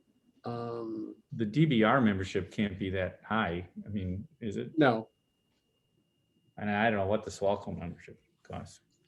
Swalco is would be basically 50 cents per household, or 75 cents per household, unless it goes up. So Probably again, the representative to Swalco could cover that. So Just yes, Mike. Just my second question was, in the last year, we ran significantly over budget in all the woodland management categories. I don't know, maybe this is a question for Trustee Chamberlain, but do we have any concern that we haven't appropriated enough money for this round? Well, that's a good question. So it all depends on how we want to do things going forward. We had put the budget together in that area based on what we actually think is going to happen. However, if we have a lot of people who want to participate, then it will be a lot more. And we had talked about, if we wanted to cut expenses, and keep them under control, what we could do is just say, okay, look, this is the allotment for this year. And so if you miss out this year, then go to the next fiscal year. And so it's really just a matter of how the board wants to approach it going forward. Well, I mean, these were based off of what Cheryl gave us, and it based on, as she just said, how that we were planning. And so we appropriated by the budget plus. So one of the reasons that there's a few reasons we went way over, but one of them that could still be relevant is that people were at home, and so they were paying a lot more attention to their properties. And they were outside talking with their neighbors and learning about new programs. So if that continues, we would have higher than normal participation. But if we want to keep it contained, we can tell people that, okay, we've used up our allotment for this year. So you'll have to do it again. You'll have to apply the next fiscal year. So, and again, if you want to increase it, now's the time to do it. And it doesn't mean it has to be spent. The budget is right. still what it's And just so you know, so Steve and I were operating under the ask of freeze or cut. Right. That was the direction. With COVID and with our funds down, we looked for places that we could try to hold the line. So again, the budget will remain what it is. This is only talking about whether you want to put a little extra money in there. So should we add $5,000 to Swalco into the chamber each, and then? Yes, why don't you do that? And some That's number probably for more woodland than enough. management? And what would be the increase for woodland management if you wanted? I would not increase it more than 10%. Yeah, what's, here, let me switch screens. I like the idea that if we blow through it in October and someone wants something, they can do it the next fiscal year. There's also some thinking that the more people do this each year, the less there are to go through this process in the following years. Yeah, you could increase it 5,000. And I think that would take By care how of much? 5,000 for the appropriations, and I think that would take care of it. And I would agree with trustee Henry. At age, the knees are the first thing, but the brain is the second. It'd be a long night. I think we should set a max on these reimbursement funds, and when the money runs out, the money runs out. I mean, as much as I think the programs are important for Riverwoods, I think, you know, we should be prudent and have some kind of a max number and just let the people know there's this much money available, and when it's gone, it's gone. Yeah, and just so people know, we had changed, Steve and I had changed the language in our program so that was you know, we had thought about this as a possibility a couple of years ago. So, okay. Daphne, who moved on approval and who seconded? You did, Rick? So, Rick, you have accepted the other changes, I assume, and I think Mike, you seconded, and so you both accept that. What do you want to do on this one? You want to leave it alone? Who? Thought Leave you'd it alone. increase by You're the 5,000. movement, so we either have to move to amend or I move that we amend what we just got through talking about. you accept, well, you accepted Swalco and the other. What do you want to do as far as the woodland? Oh, I don't have a problem raising it up $5,000, but I just think we should set a limit, and that's what it is. I mean, I just in general. Bruce, why don't you increase the miscellaneous by 5,000? That's fine. That gives us a little coverage, and yeah, it doesn't show as much if we want to try to hold the line. I would agree to that. I assume if someone wanted to do it this summer, they could do it with the understanding that they wouldn't get their money until next year because we don't have the budget for it this year. Well, that is not how the program is set up. So if you want to do that, we can change it, but But we can't change it now, but we can not maybe this think evening, no. But I mean, if we start getting to where it starts getting close, I certainly would recommend thinking about that. Well, Maybe there'll be more money, ha ha.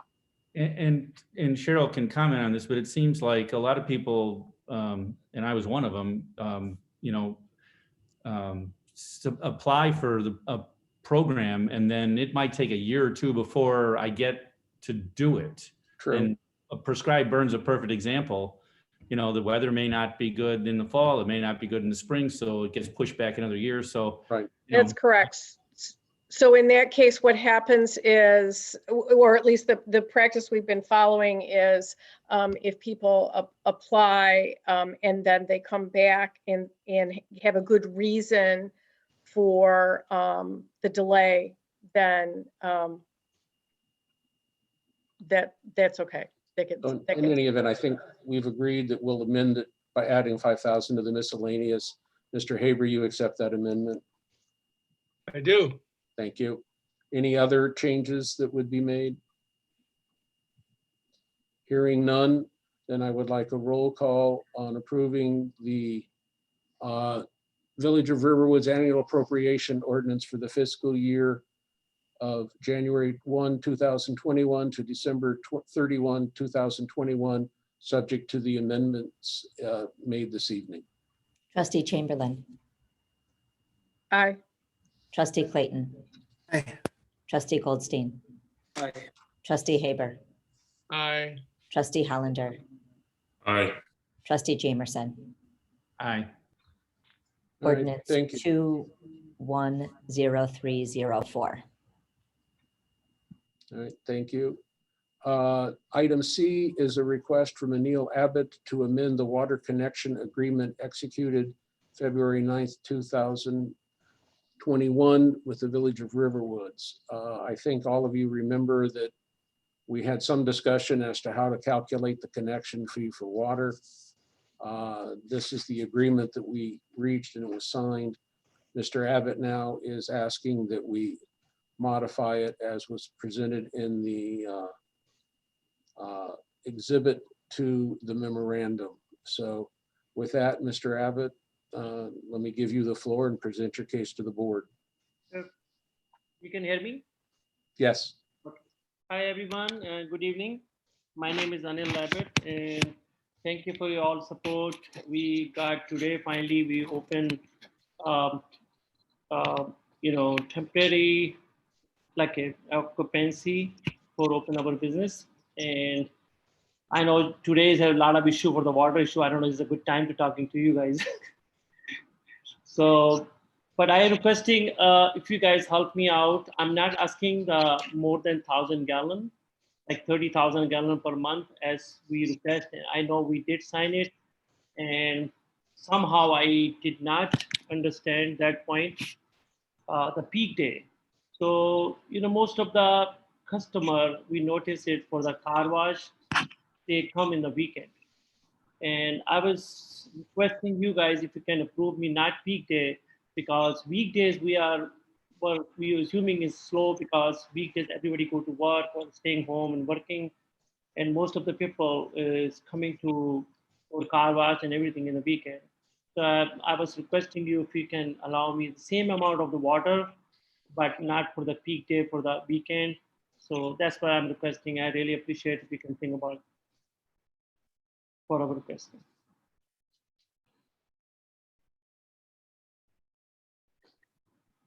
Sorry, Pat, would you care to comment? Sure. I gave the board a letter or my perspective on it. I don't recommend that we use an average day calculation. The peak day calculation is there because that's the demand that a particular use puts on all the upstream infrastructure, whether it's our storage volume at the reservoir, our pumping capacity, our transmission main size. The idea is that a customer pays their fair share of, again, more than just the main in front of their building. It's all of the infrastructure that makes it possible to deliver them that peak demand. I guess, if you imagined that everybody only paid for their average demand, and then that's all the village bought, then in the middle of summer when everybody's demand is high, we just wouldn't have the infrastructure to serve that demand. So I think it's appropriate to use the peak day to generate the connection fee. If the board were so inclined, perhaps you could consider, the agreement that we have is a 2-year look back on every day of metered usage for 2 full years. If perhaps there was an event, free car wash day or something that was just a complete outlier from everything else, then my expectation would be that the board would consider it reasonable to exclude that specific day. But I think that to go with an average would drag the number down way too far. It would include days of the month that the car wash wasn't open, and a whole winter when perhaps the weather didn't allow much usage. And so I don't recommend that the board accept this proposed amendment. I'll assume, since you pointed at me, but you're muted, that you meant me. Well, John. how do you know I was pointing at you? You don't know what's on my screen, but yes, I Actually fixed pointed it. at Bruce, but- Daphne's over here as my conscience. I would just like to comment on the peak usage. So what most people who have, well, everybody that has a residential electric meter just pays for the power that they actually use. But every business has two things they base their usage, their bill on. One is your usage and the other is peak demand. And to Pat's point, they use that peak demand because they have to have enough capacity in the electrical system, just like we have to have enough capacity in the water system to service you. So you don't end up with something like what happened, in Texas when all of a sudden half the lines went down and there was no way to get power around. I know there was a different story with the freeze, but and ComEd, for what it's worth, they check the demand every 15 minutes and it's reset every 15 minutes. So you can have one thing that happens and you pay for that for the entire month. So I would agree with Pat that I don't think that doing an average, plus if there's, if it's raining and the car wash is closed, to Pat's point, you're not, that day is going to be a zero and that's going to drag the whole average down. So I think that doing an average is a bad plan. Sorry. Other questions? Yes, Henry? Yeah, every business has a certain item that is one of their major costs. Certainly water is not going to be a major cost for a hardware store. But if you open a car wash, you have to assume that water is going to be used in your place to a greater extent than some other type of business. And it's a major consideration before you make a decision to open a business is what the costs are going to be. And I think that we've tried to help ameliorate this by the agreement we have. But I don't see that that if this is going to be viable, the cost of water is a major consideration for the business. And I don't see the village at this point doing anything to make it less. Cheryl? And I understand that for this type of business, the usage obviously varies greatly from day to day, but I don't believe, and Pat, maybe you can confirm this, that just because that's the way your business runs, that the pricing or how you calculate the pricing changes from business to business, correct?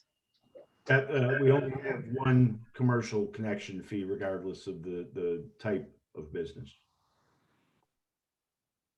Are there any other questions or comments from the board? So, Mr. Abbott, do you wish to say anything further? Yeah, definitely. I was wondering, what is the difference? I don't understand Mr. Pat Glenn explaining me. So this totally different two issues, the house and the business.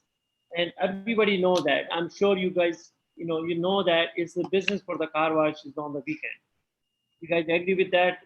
If you agree with that, and then think about it, if I'm 2-3 days we have a rain and we send all employees of home because we don't have open the car wash.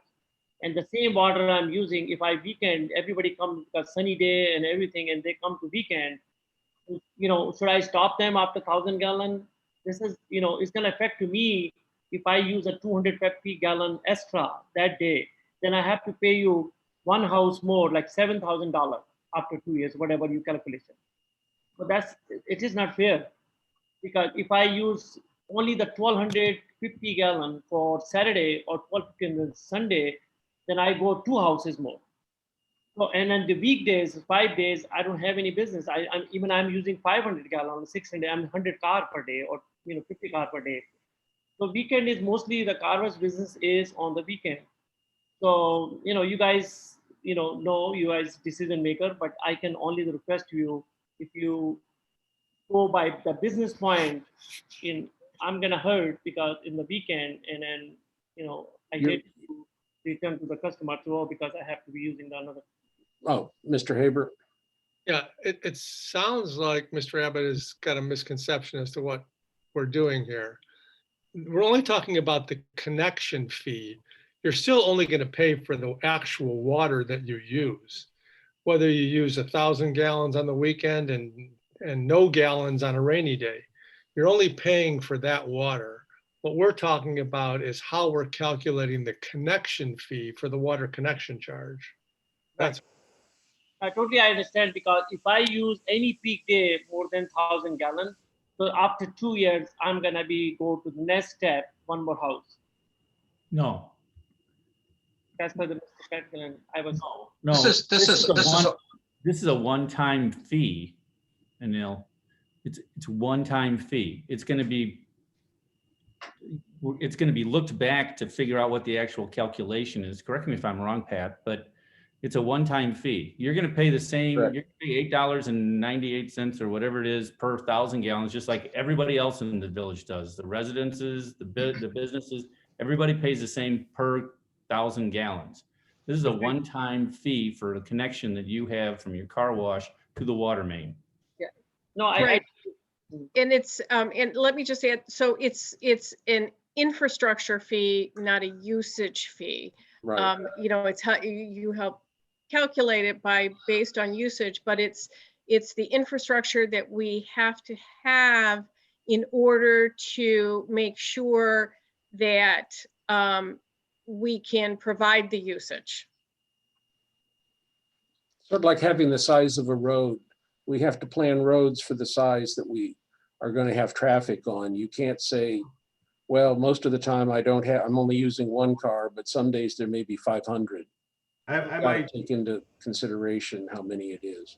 I might suggest that what we can do is, again, after we have 2 years of daily meter data, that might be the better time then to look at the actual numbers that are in front of us and find out, what makes more sense. I think we can, we might sit here and speculate on various scenarios.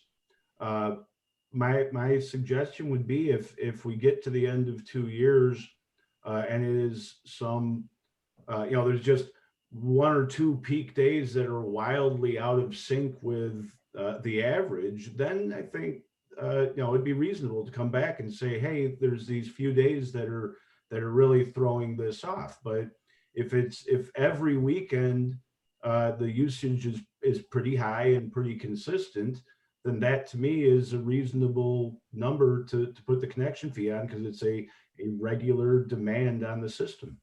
Yes, Mr. Haber. I don't think we should lose sight of the fact that there's already a concession being made by not paying the upfront connection charge of the $82,810, and that we don't typically do that with anyone else. I have never seen us make that kind of concession with any other commercial user. And by saying we're going to look back 2 years from now to see what it is, this is only going to work to Mr. Abbott's benefit. It's not going to cost him more than the $82,810. It could only potentially cost him less, as far as I understand it. So I think there's already a built-in benefit here, and I'd ask that we call the motion. If there isn't, well, there isn't actually a motion, right? That's correct. Except, would the motion be to accept the resolution without that change as originally? Well, what you can do is to deny his request or accept his request, if you want to make a motion. Yeah, I would make a motion that we deny the request. Second. There's a second. Further discussion? Hearing none, then may I have a roll call, please, on the motion to deny Mr. Abbott's request to amend the connection agreement executed February 9, 2021. Thank you. Trustee Chamberlain, Just to be clear, I to say no. Correct. Trustee Clayton. Aye. Trustee Goldstein, Aye. Trustee Haber, Aye. Trustee Hollander, Aye. Trustee Jamerson. Aye. Now, Mr. Abbott, I would say that, as Mr. Haber noted, the village certainly wants to be fair to you. We're trying to do that with the agreement we've already given you by delaying for 2 years most of the connection fee that may be applied. And I think you can trust that if there is, as Mr. Glenn said, 1 or 2 aberrations that would throw off a total average or something, then certainly come back. And I can't imagine that the mayor then sitting and the board that would be in place would not listen to your plea and find something equitable for you. Thank you. All right, thank you. Thank you. All right, then. Next is an ordinance amending the text of Riverwood zoning ordinance, adding and revising defined terms and provisions pertaining to single-family dwellings and holders, community residences, and transitional residents. We're asking for a first reading. So moved. Second. All right, we have a motion for first reading and a second. Discussion? Council? I don't want to say too much because we've talked about this before. For the public, I would only say that this represents probably a year's worth of efforts, a number of months of meeting at the Plan Commission and discussion. The Plan Commission made a preliminary recommendation to the board that they thought that these amendments should be considered as a formal text amendment. The board agreed with that, sent it back to the Plan Commission. We did have the hearing. What the material in front of you in the draft ordinance essentially follows those definitions. So maybe it's getting late tonight. Maybe at the next meeting we can take more time to consider questions, comments, unless you want to talk about it more now. I just had one comment when I was reading the ordinance under the section of the definition of household. Number 4, I think this is on page 87 of 110. Yes. So you define the household's not transient or temporary in nature, but is permanent and stable as evidenced by, and then you have 4 things.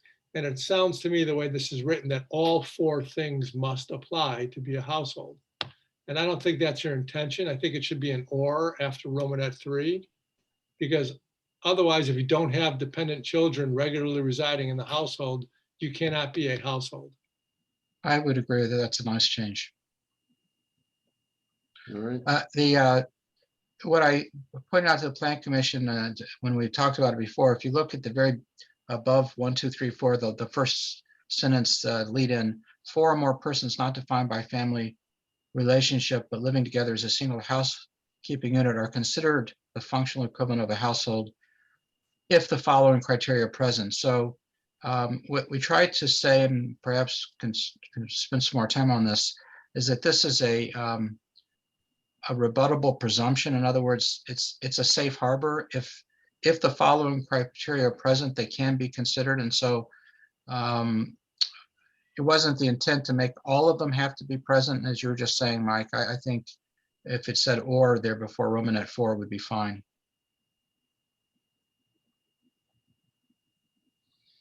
And I'd like to look at it again. You know, I haven't had a real good opportunity to review it carefully.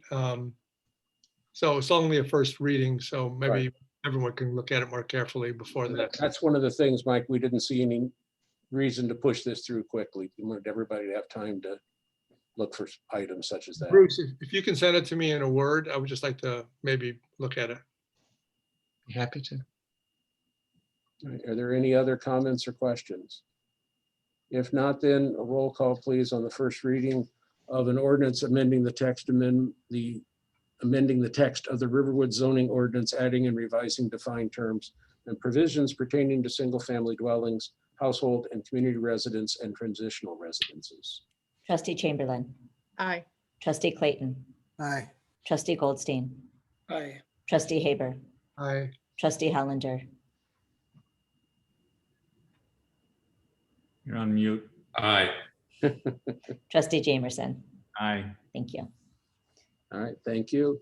Moving on to what I hope will be a simpler item, approval of the Thorngate Reservoir recommended 2021 rehabilitation work. As I think Pat explained, this is a matter, we determined that we should have a maintenance program for the reservoir that's already been approved, and this is simply the work to actually get that work done, or the work to get the maintenance done and the cost. Rick? I just have, may I ask 2 quick questions? Certainly. Probably not quick, but on Sorry, page quick is over. On page 99 of 110, in the middle of the page, it says electric heater, chemical room, working at present time. It says $2,600, but it's in red. Is that just a mistake? It's not a credit of $2,600, right? No. There are no credits on Okay. that spreadsheet. And then my other question will be down towards the bottom. It's the 5th line up on the same page, 99, where it says lighting, standard fluorescent, convert to LED, $6,000. I'm just wondering why, since you're going to have an electrician in there removing extension cords for $6,000, why would we wait for 4 more years to change the lights to LED? I would have it all done at one time. I know it's going to increase it by $6,000, but that doesn't make sense to postpone that. I'm 100% okay with that suggestion. That's all I have. Okay. Any other recommended changes or additions, questions? Mr. Clayton? Just as a note, this is the amount, these amounts are what's in the capital plan. All right, thank you. Any other questions? Then do I have a motion to approve the Thorngate recommended rehabilitation work subject to the changes mentioned this evening? So moved. Second.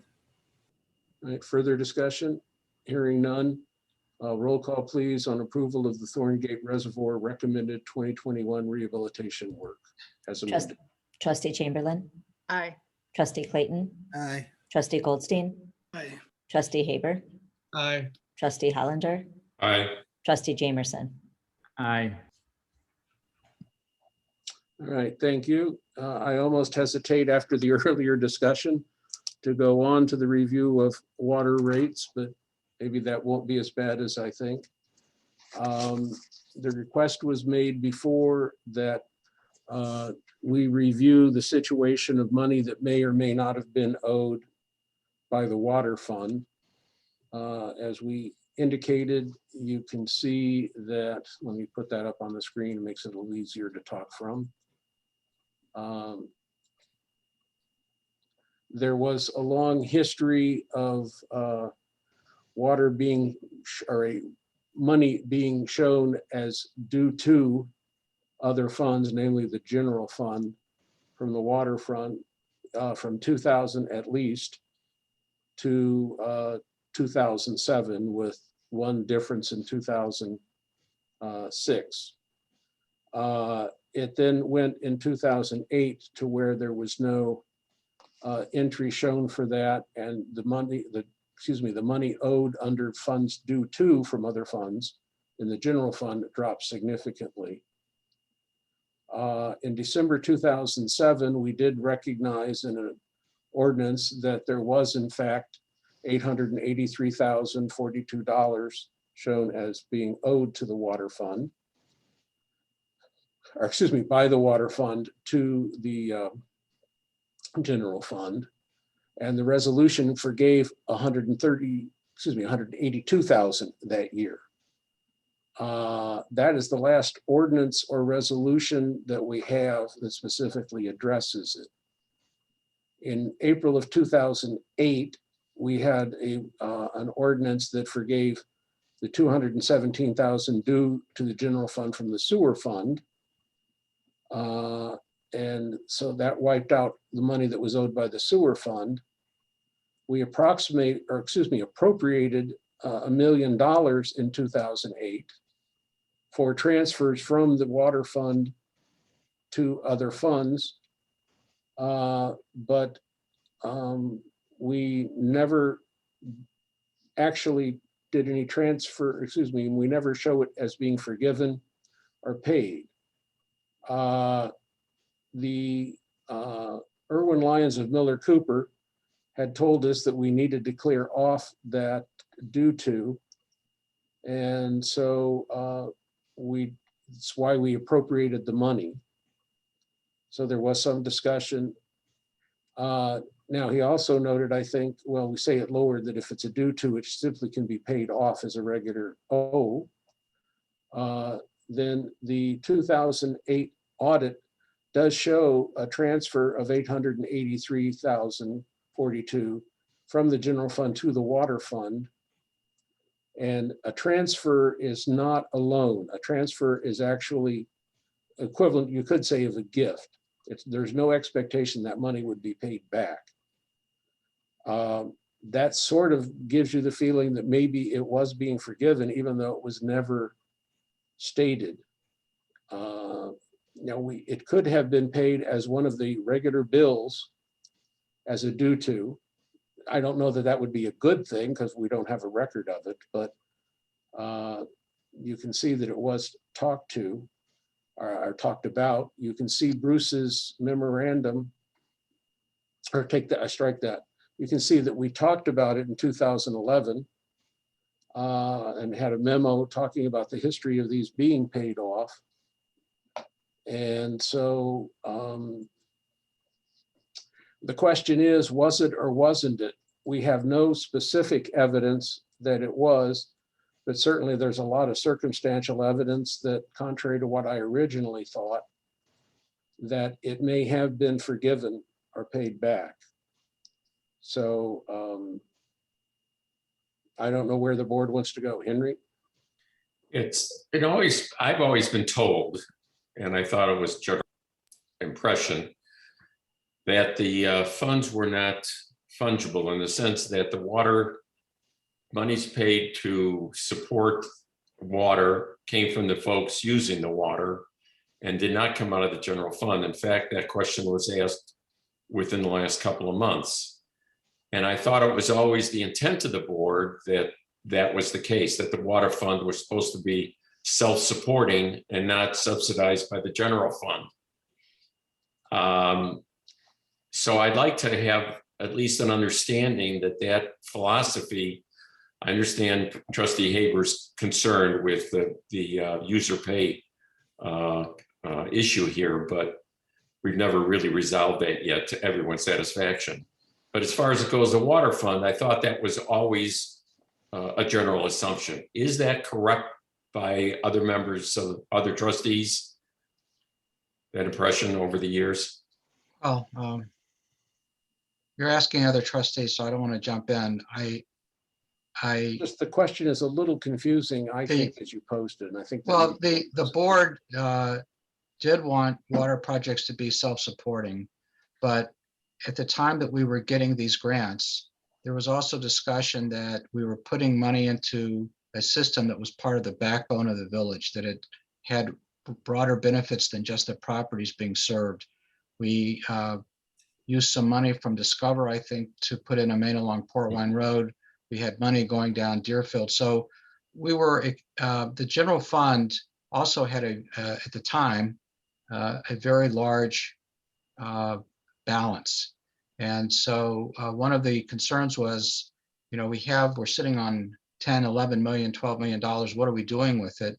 And so the board did appreciate that there was a user pay philosophy, and several people were on the board at the time, so I want to put words in their mouth, but there were decisions made, I believe, to use monies in the general fund for some of these larger projects because of the wide scale benefits. That doesn't mean that the user pay philosophy was abandoned or that that wasn't the general attitude.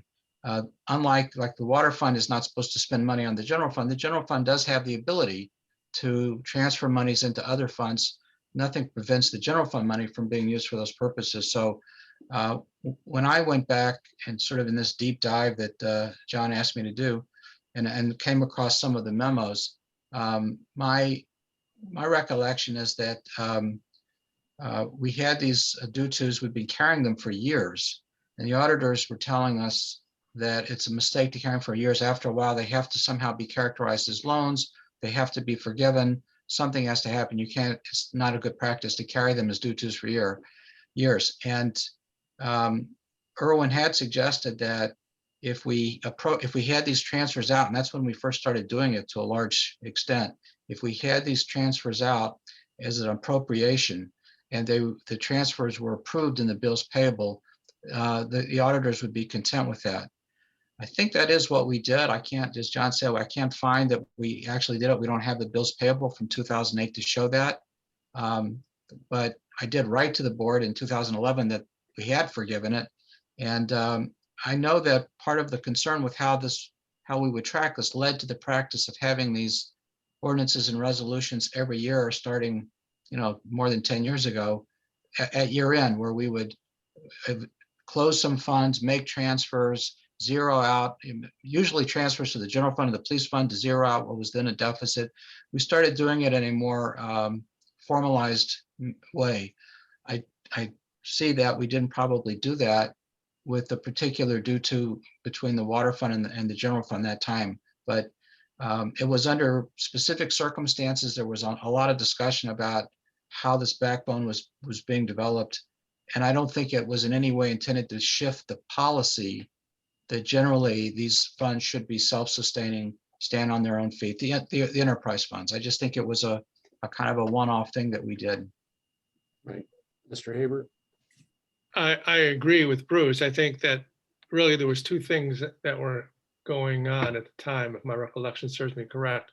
It was really being driven by the auditors, that they really wanted these funds cleaned up and they didn't want this due to any longer. And I think that the other part of it is that when we analyzed the water fund and we really went into in-depth discussions as to how much money should be in the water fund for the potential capital expenses that were going to be incurred in the future. And we made the determination that we needed to have that particular reserve, I think that $2 million reserve. At the time, I think if there was an intention to repay that which had already been forgiven, that would have been also part of the discussion, because we would have had to raise the rates sufficiently enough to not only meet that capital buffer, that $2 million amount, but also to cover this potential payback of whatever the number was at the time. So I think the policy has been user pay on water, and that's why we've been raising rates every time Northbrook raises its rate or anything else, and to cover the infrastructure expenses. The other question that I have, Bruce, is the last paragraph in your memo, or I think it's on page 110, it talks about the board should note that since 2003, infrastructure sales tax can be viewed as replacing unreimbursed water and sewer costs. Right. I'm just wondering what dollar amount is that? I know you don't break it out by water and sewer, but just by infrastructure. Do you know what approximately that is? Just because I have no idea what we're talking about. Yeah, I mean, we would have to go back in time. It was either a quarter point that we added so we were non-home rule at the time.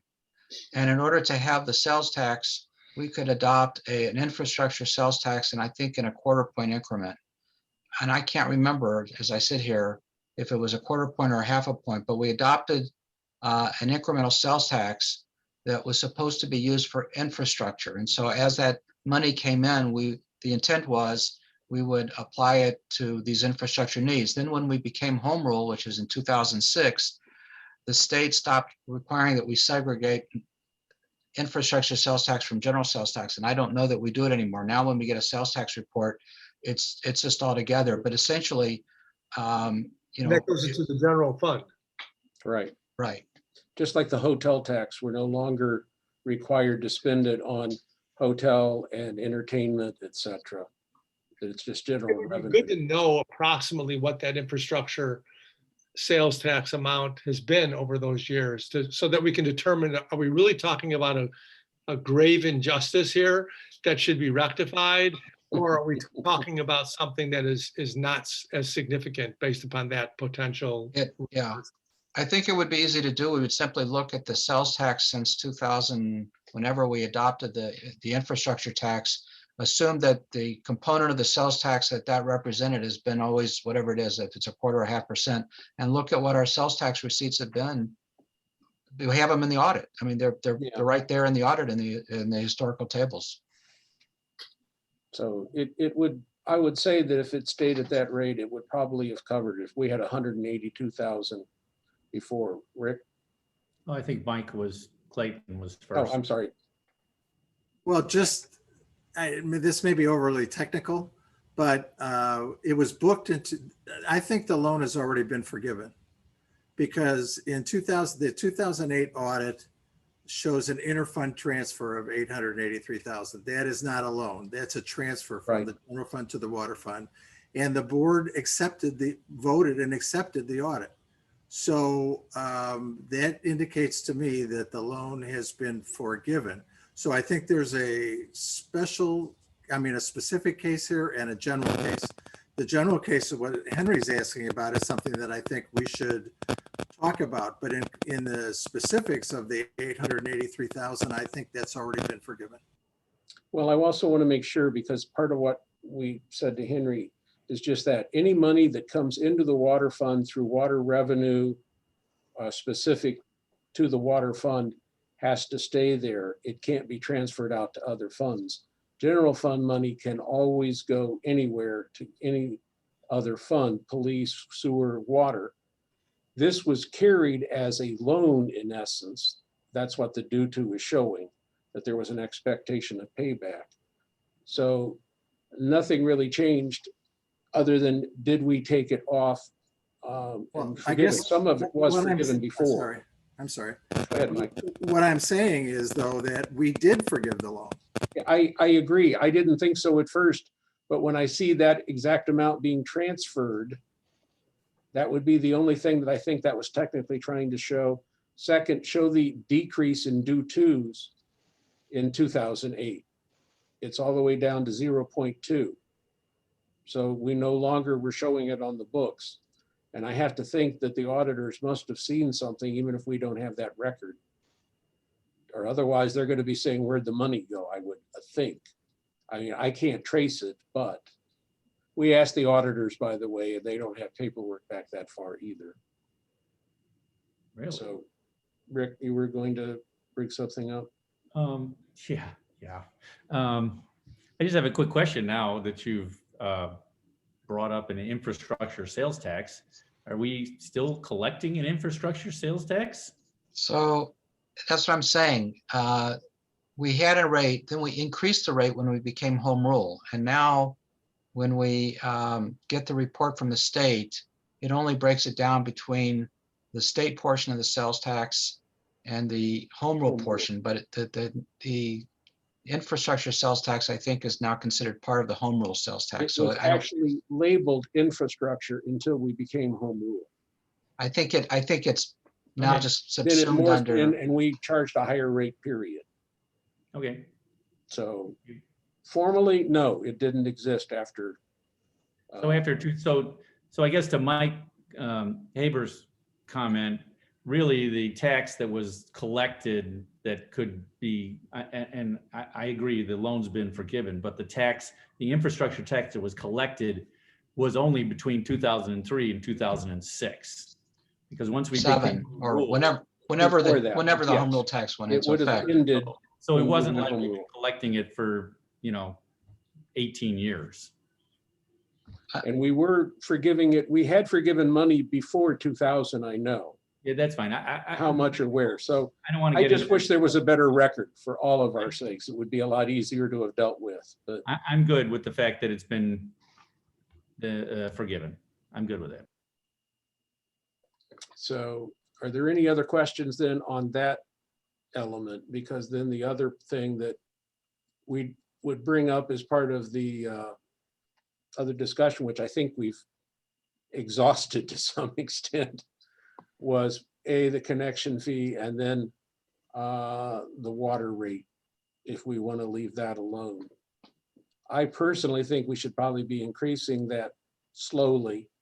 We kept it in place for 11 years, and then when Northbrook bumped it up on us, you notice how much gratitude was shown when we had to increase it enough to cover the difference. So is 898 the current rate, or is that the rate? That's the current rate. I thought. Yes, Mr. Clayton. Just maybe I should be able to discern this from the numbers that you supplied, but a 12% increase in water rates for an average household would increase the water bill from something a month to something else a month? Do we have any idea what that is?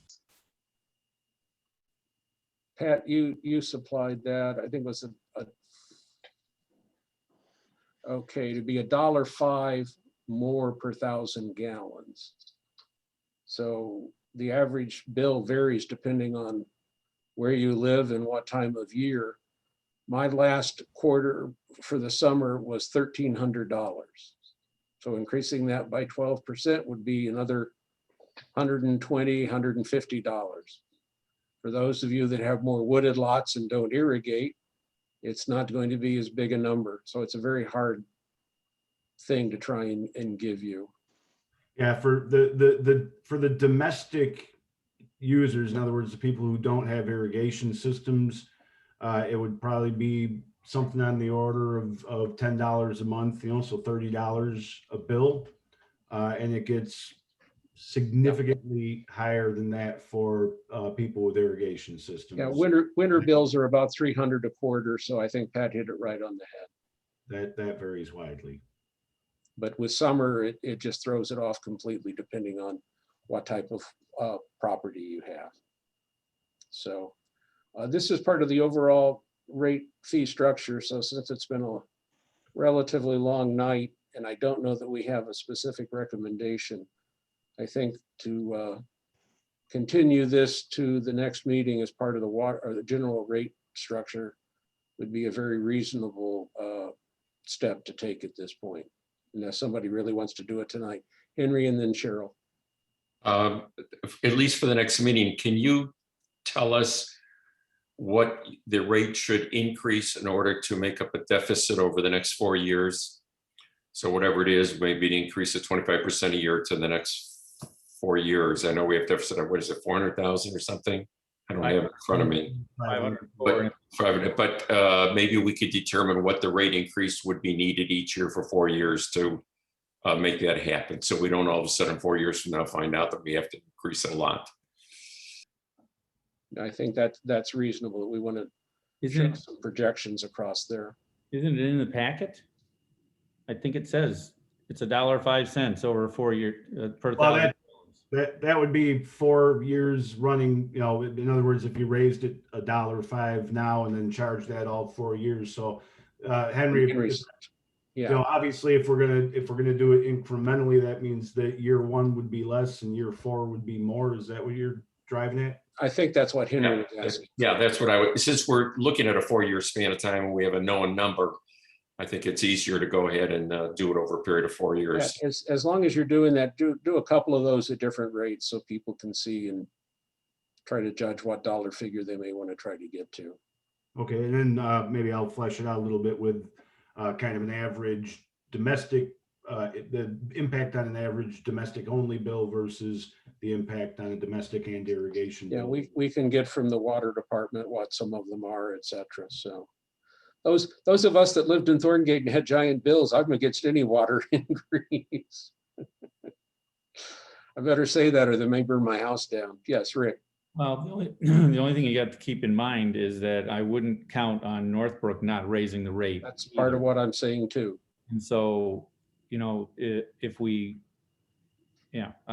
Building it up now, Rick, is exactly what I'm saying for Northbrook and everything else. That they jumped us last time. If we'd increase slowly, we'd have more reserve and a little less. Cheryl, and then you, Mike. Okay, yeah, I was going to ask for the same thing that Henry asked for. And in addition, I was going to say, I think we should continue with incremental rates rather than waiting for a period and then having a big increase. I think it's a lot easier for people to take. Yes. So, Mike? I think I read, I'm not sure, but I think I read that the village of Lincolnshire is going to get water directly from Lake Michigan, that they got approved for some special, to bring a pipe all the way to the lake. I don't know. I know they were getting water, but I didn't see that it was coming directly because I wanted to find out from whom they were getting it. So that's interesting. If that's correct, and I'm not sure if it's 100% accurate. I thought I read it in some journal. it wouldn't be a bad idea to try and get a third source Love it. of water, especially because they're right, they're our neighbors, and that might keep competition, working in our favor. So maybe Pat can just, I assume you know people in Lincolnshire, Pat, as well, and you can probably find that out. Sure. No, I think that's an excellent idea. As I said, I know they're getting it. It's just where it's coming from or whether they're buying it from somebody or not, I don't know. If it's a separate, if it's a brand new pipe, as trustee Haber is suggesting, is there any way we can talk to them about joining them? Well, that's what we're saying is find out what they would. I don't mean another connection to Well, a third source. I'm talking about, I would not be against it, but we should find out. But I would imagine they would want a big pile of money from us to get into that. And then how do you draw up the consortium? And our lawyer will get a big fund of money for that. So the legal bills would probably eat up any savings from joining with them. So Bruce is smiling at the thought. But no, we should investigate fully what options are available, from purchasing from them as well to some type And of. I could be completely off base. I just, somewhere in the back of my mind that I read something about Lincolnshire, or maybe it was Vernon Hills, I don't know, but I remember something like that. Mike, I know Lincolnshire is getting Lake Michigan water. That I agree with you. Lincolnshire has had Lake Michigan water via Highland Park. Yeah, through Highland For Park. a long time. It may be, and I'll run it down with their village engineer tomorrow, but it may be, I know that for some number of years, because we participated in the exercise, Lincolnshire had some weak spots in their distribution system, and they were figuring out their options for an interconnect. And I believe they decided to interconnect with Buffalo Grove, who gets their water through the Northwest Water Commission, ultimately from Evanston. So that may be it. But in any event, I will. We should find out and have a report for the board. That's the bottom line here. We'll find out what the situation is and see what options it makes available. So then tabling this, there's no old business, no reason to go to executive session. Anyone have anything for the good of the order? Hearing none, our next regularly scheduled meeting is April 6th, 2021 at 7:30. Do I have a motion to adjourn? So moved. second, Any discussion? Roll call, please. Trustee Chamberlain, Aye. trustee Clayton, Aye. trustee Goldstein, Aye. trustee Haber, Aye. trustee Hollander, trustee Jamerson. aye. Meeting is adjourned. Thank you, everybody. Be safe out there. Bye, everyone. Aye.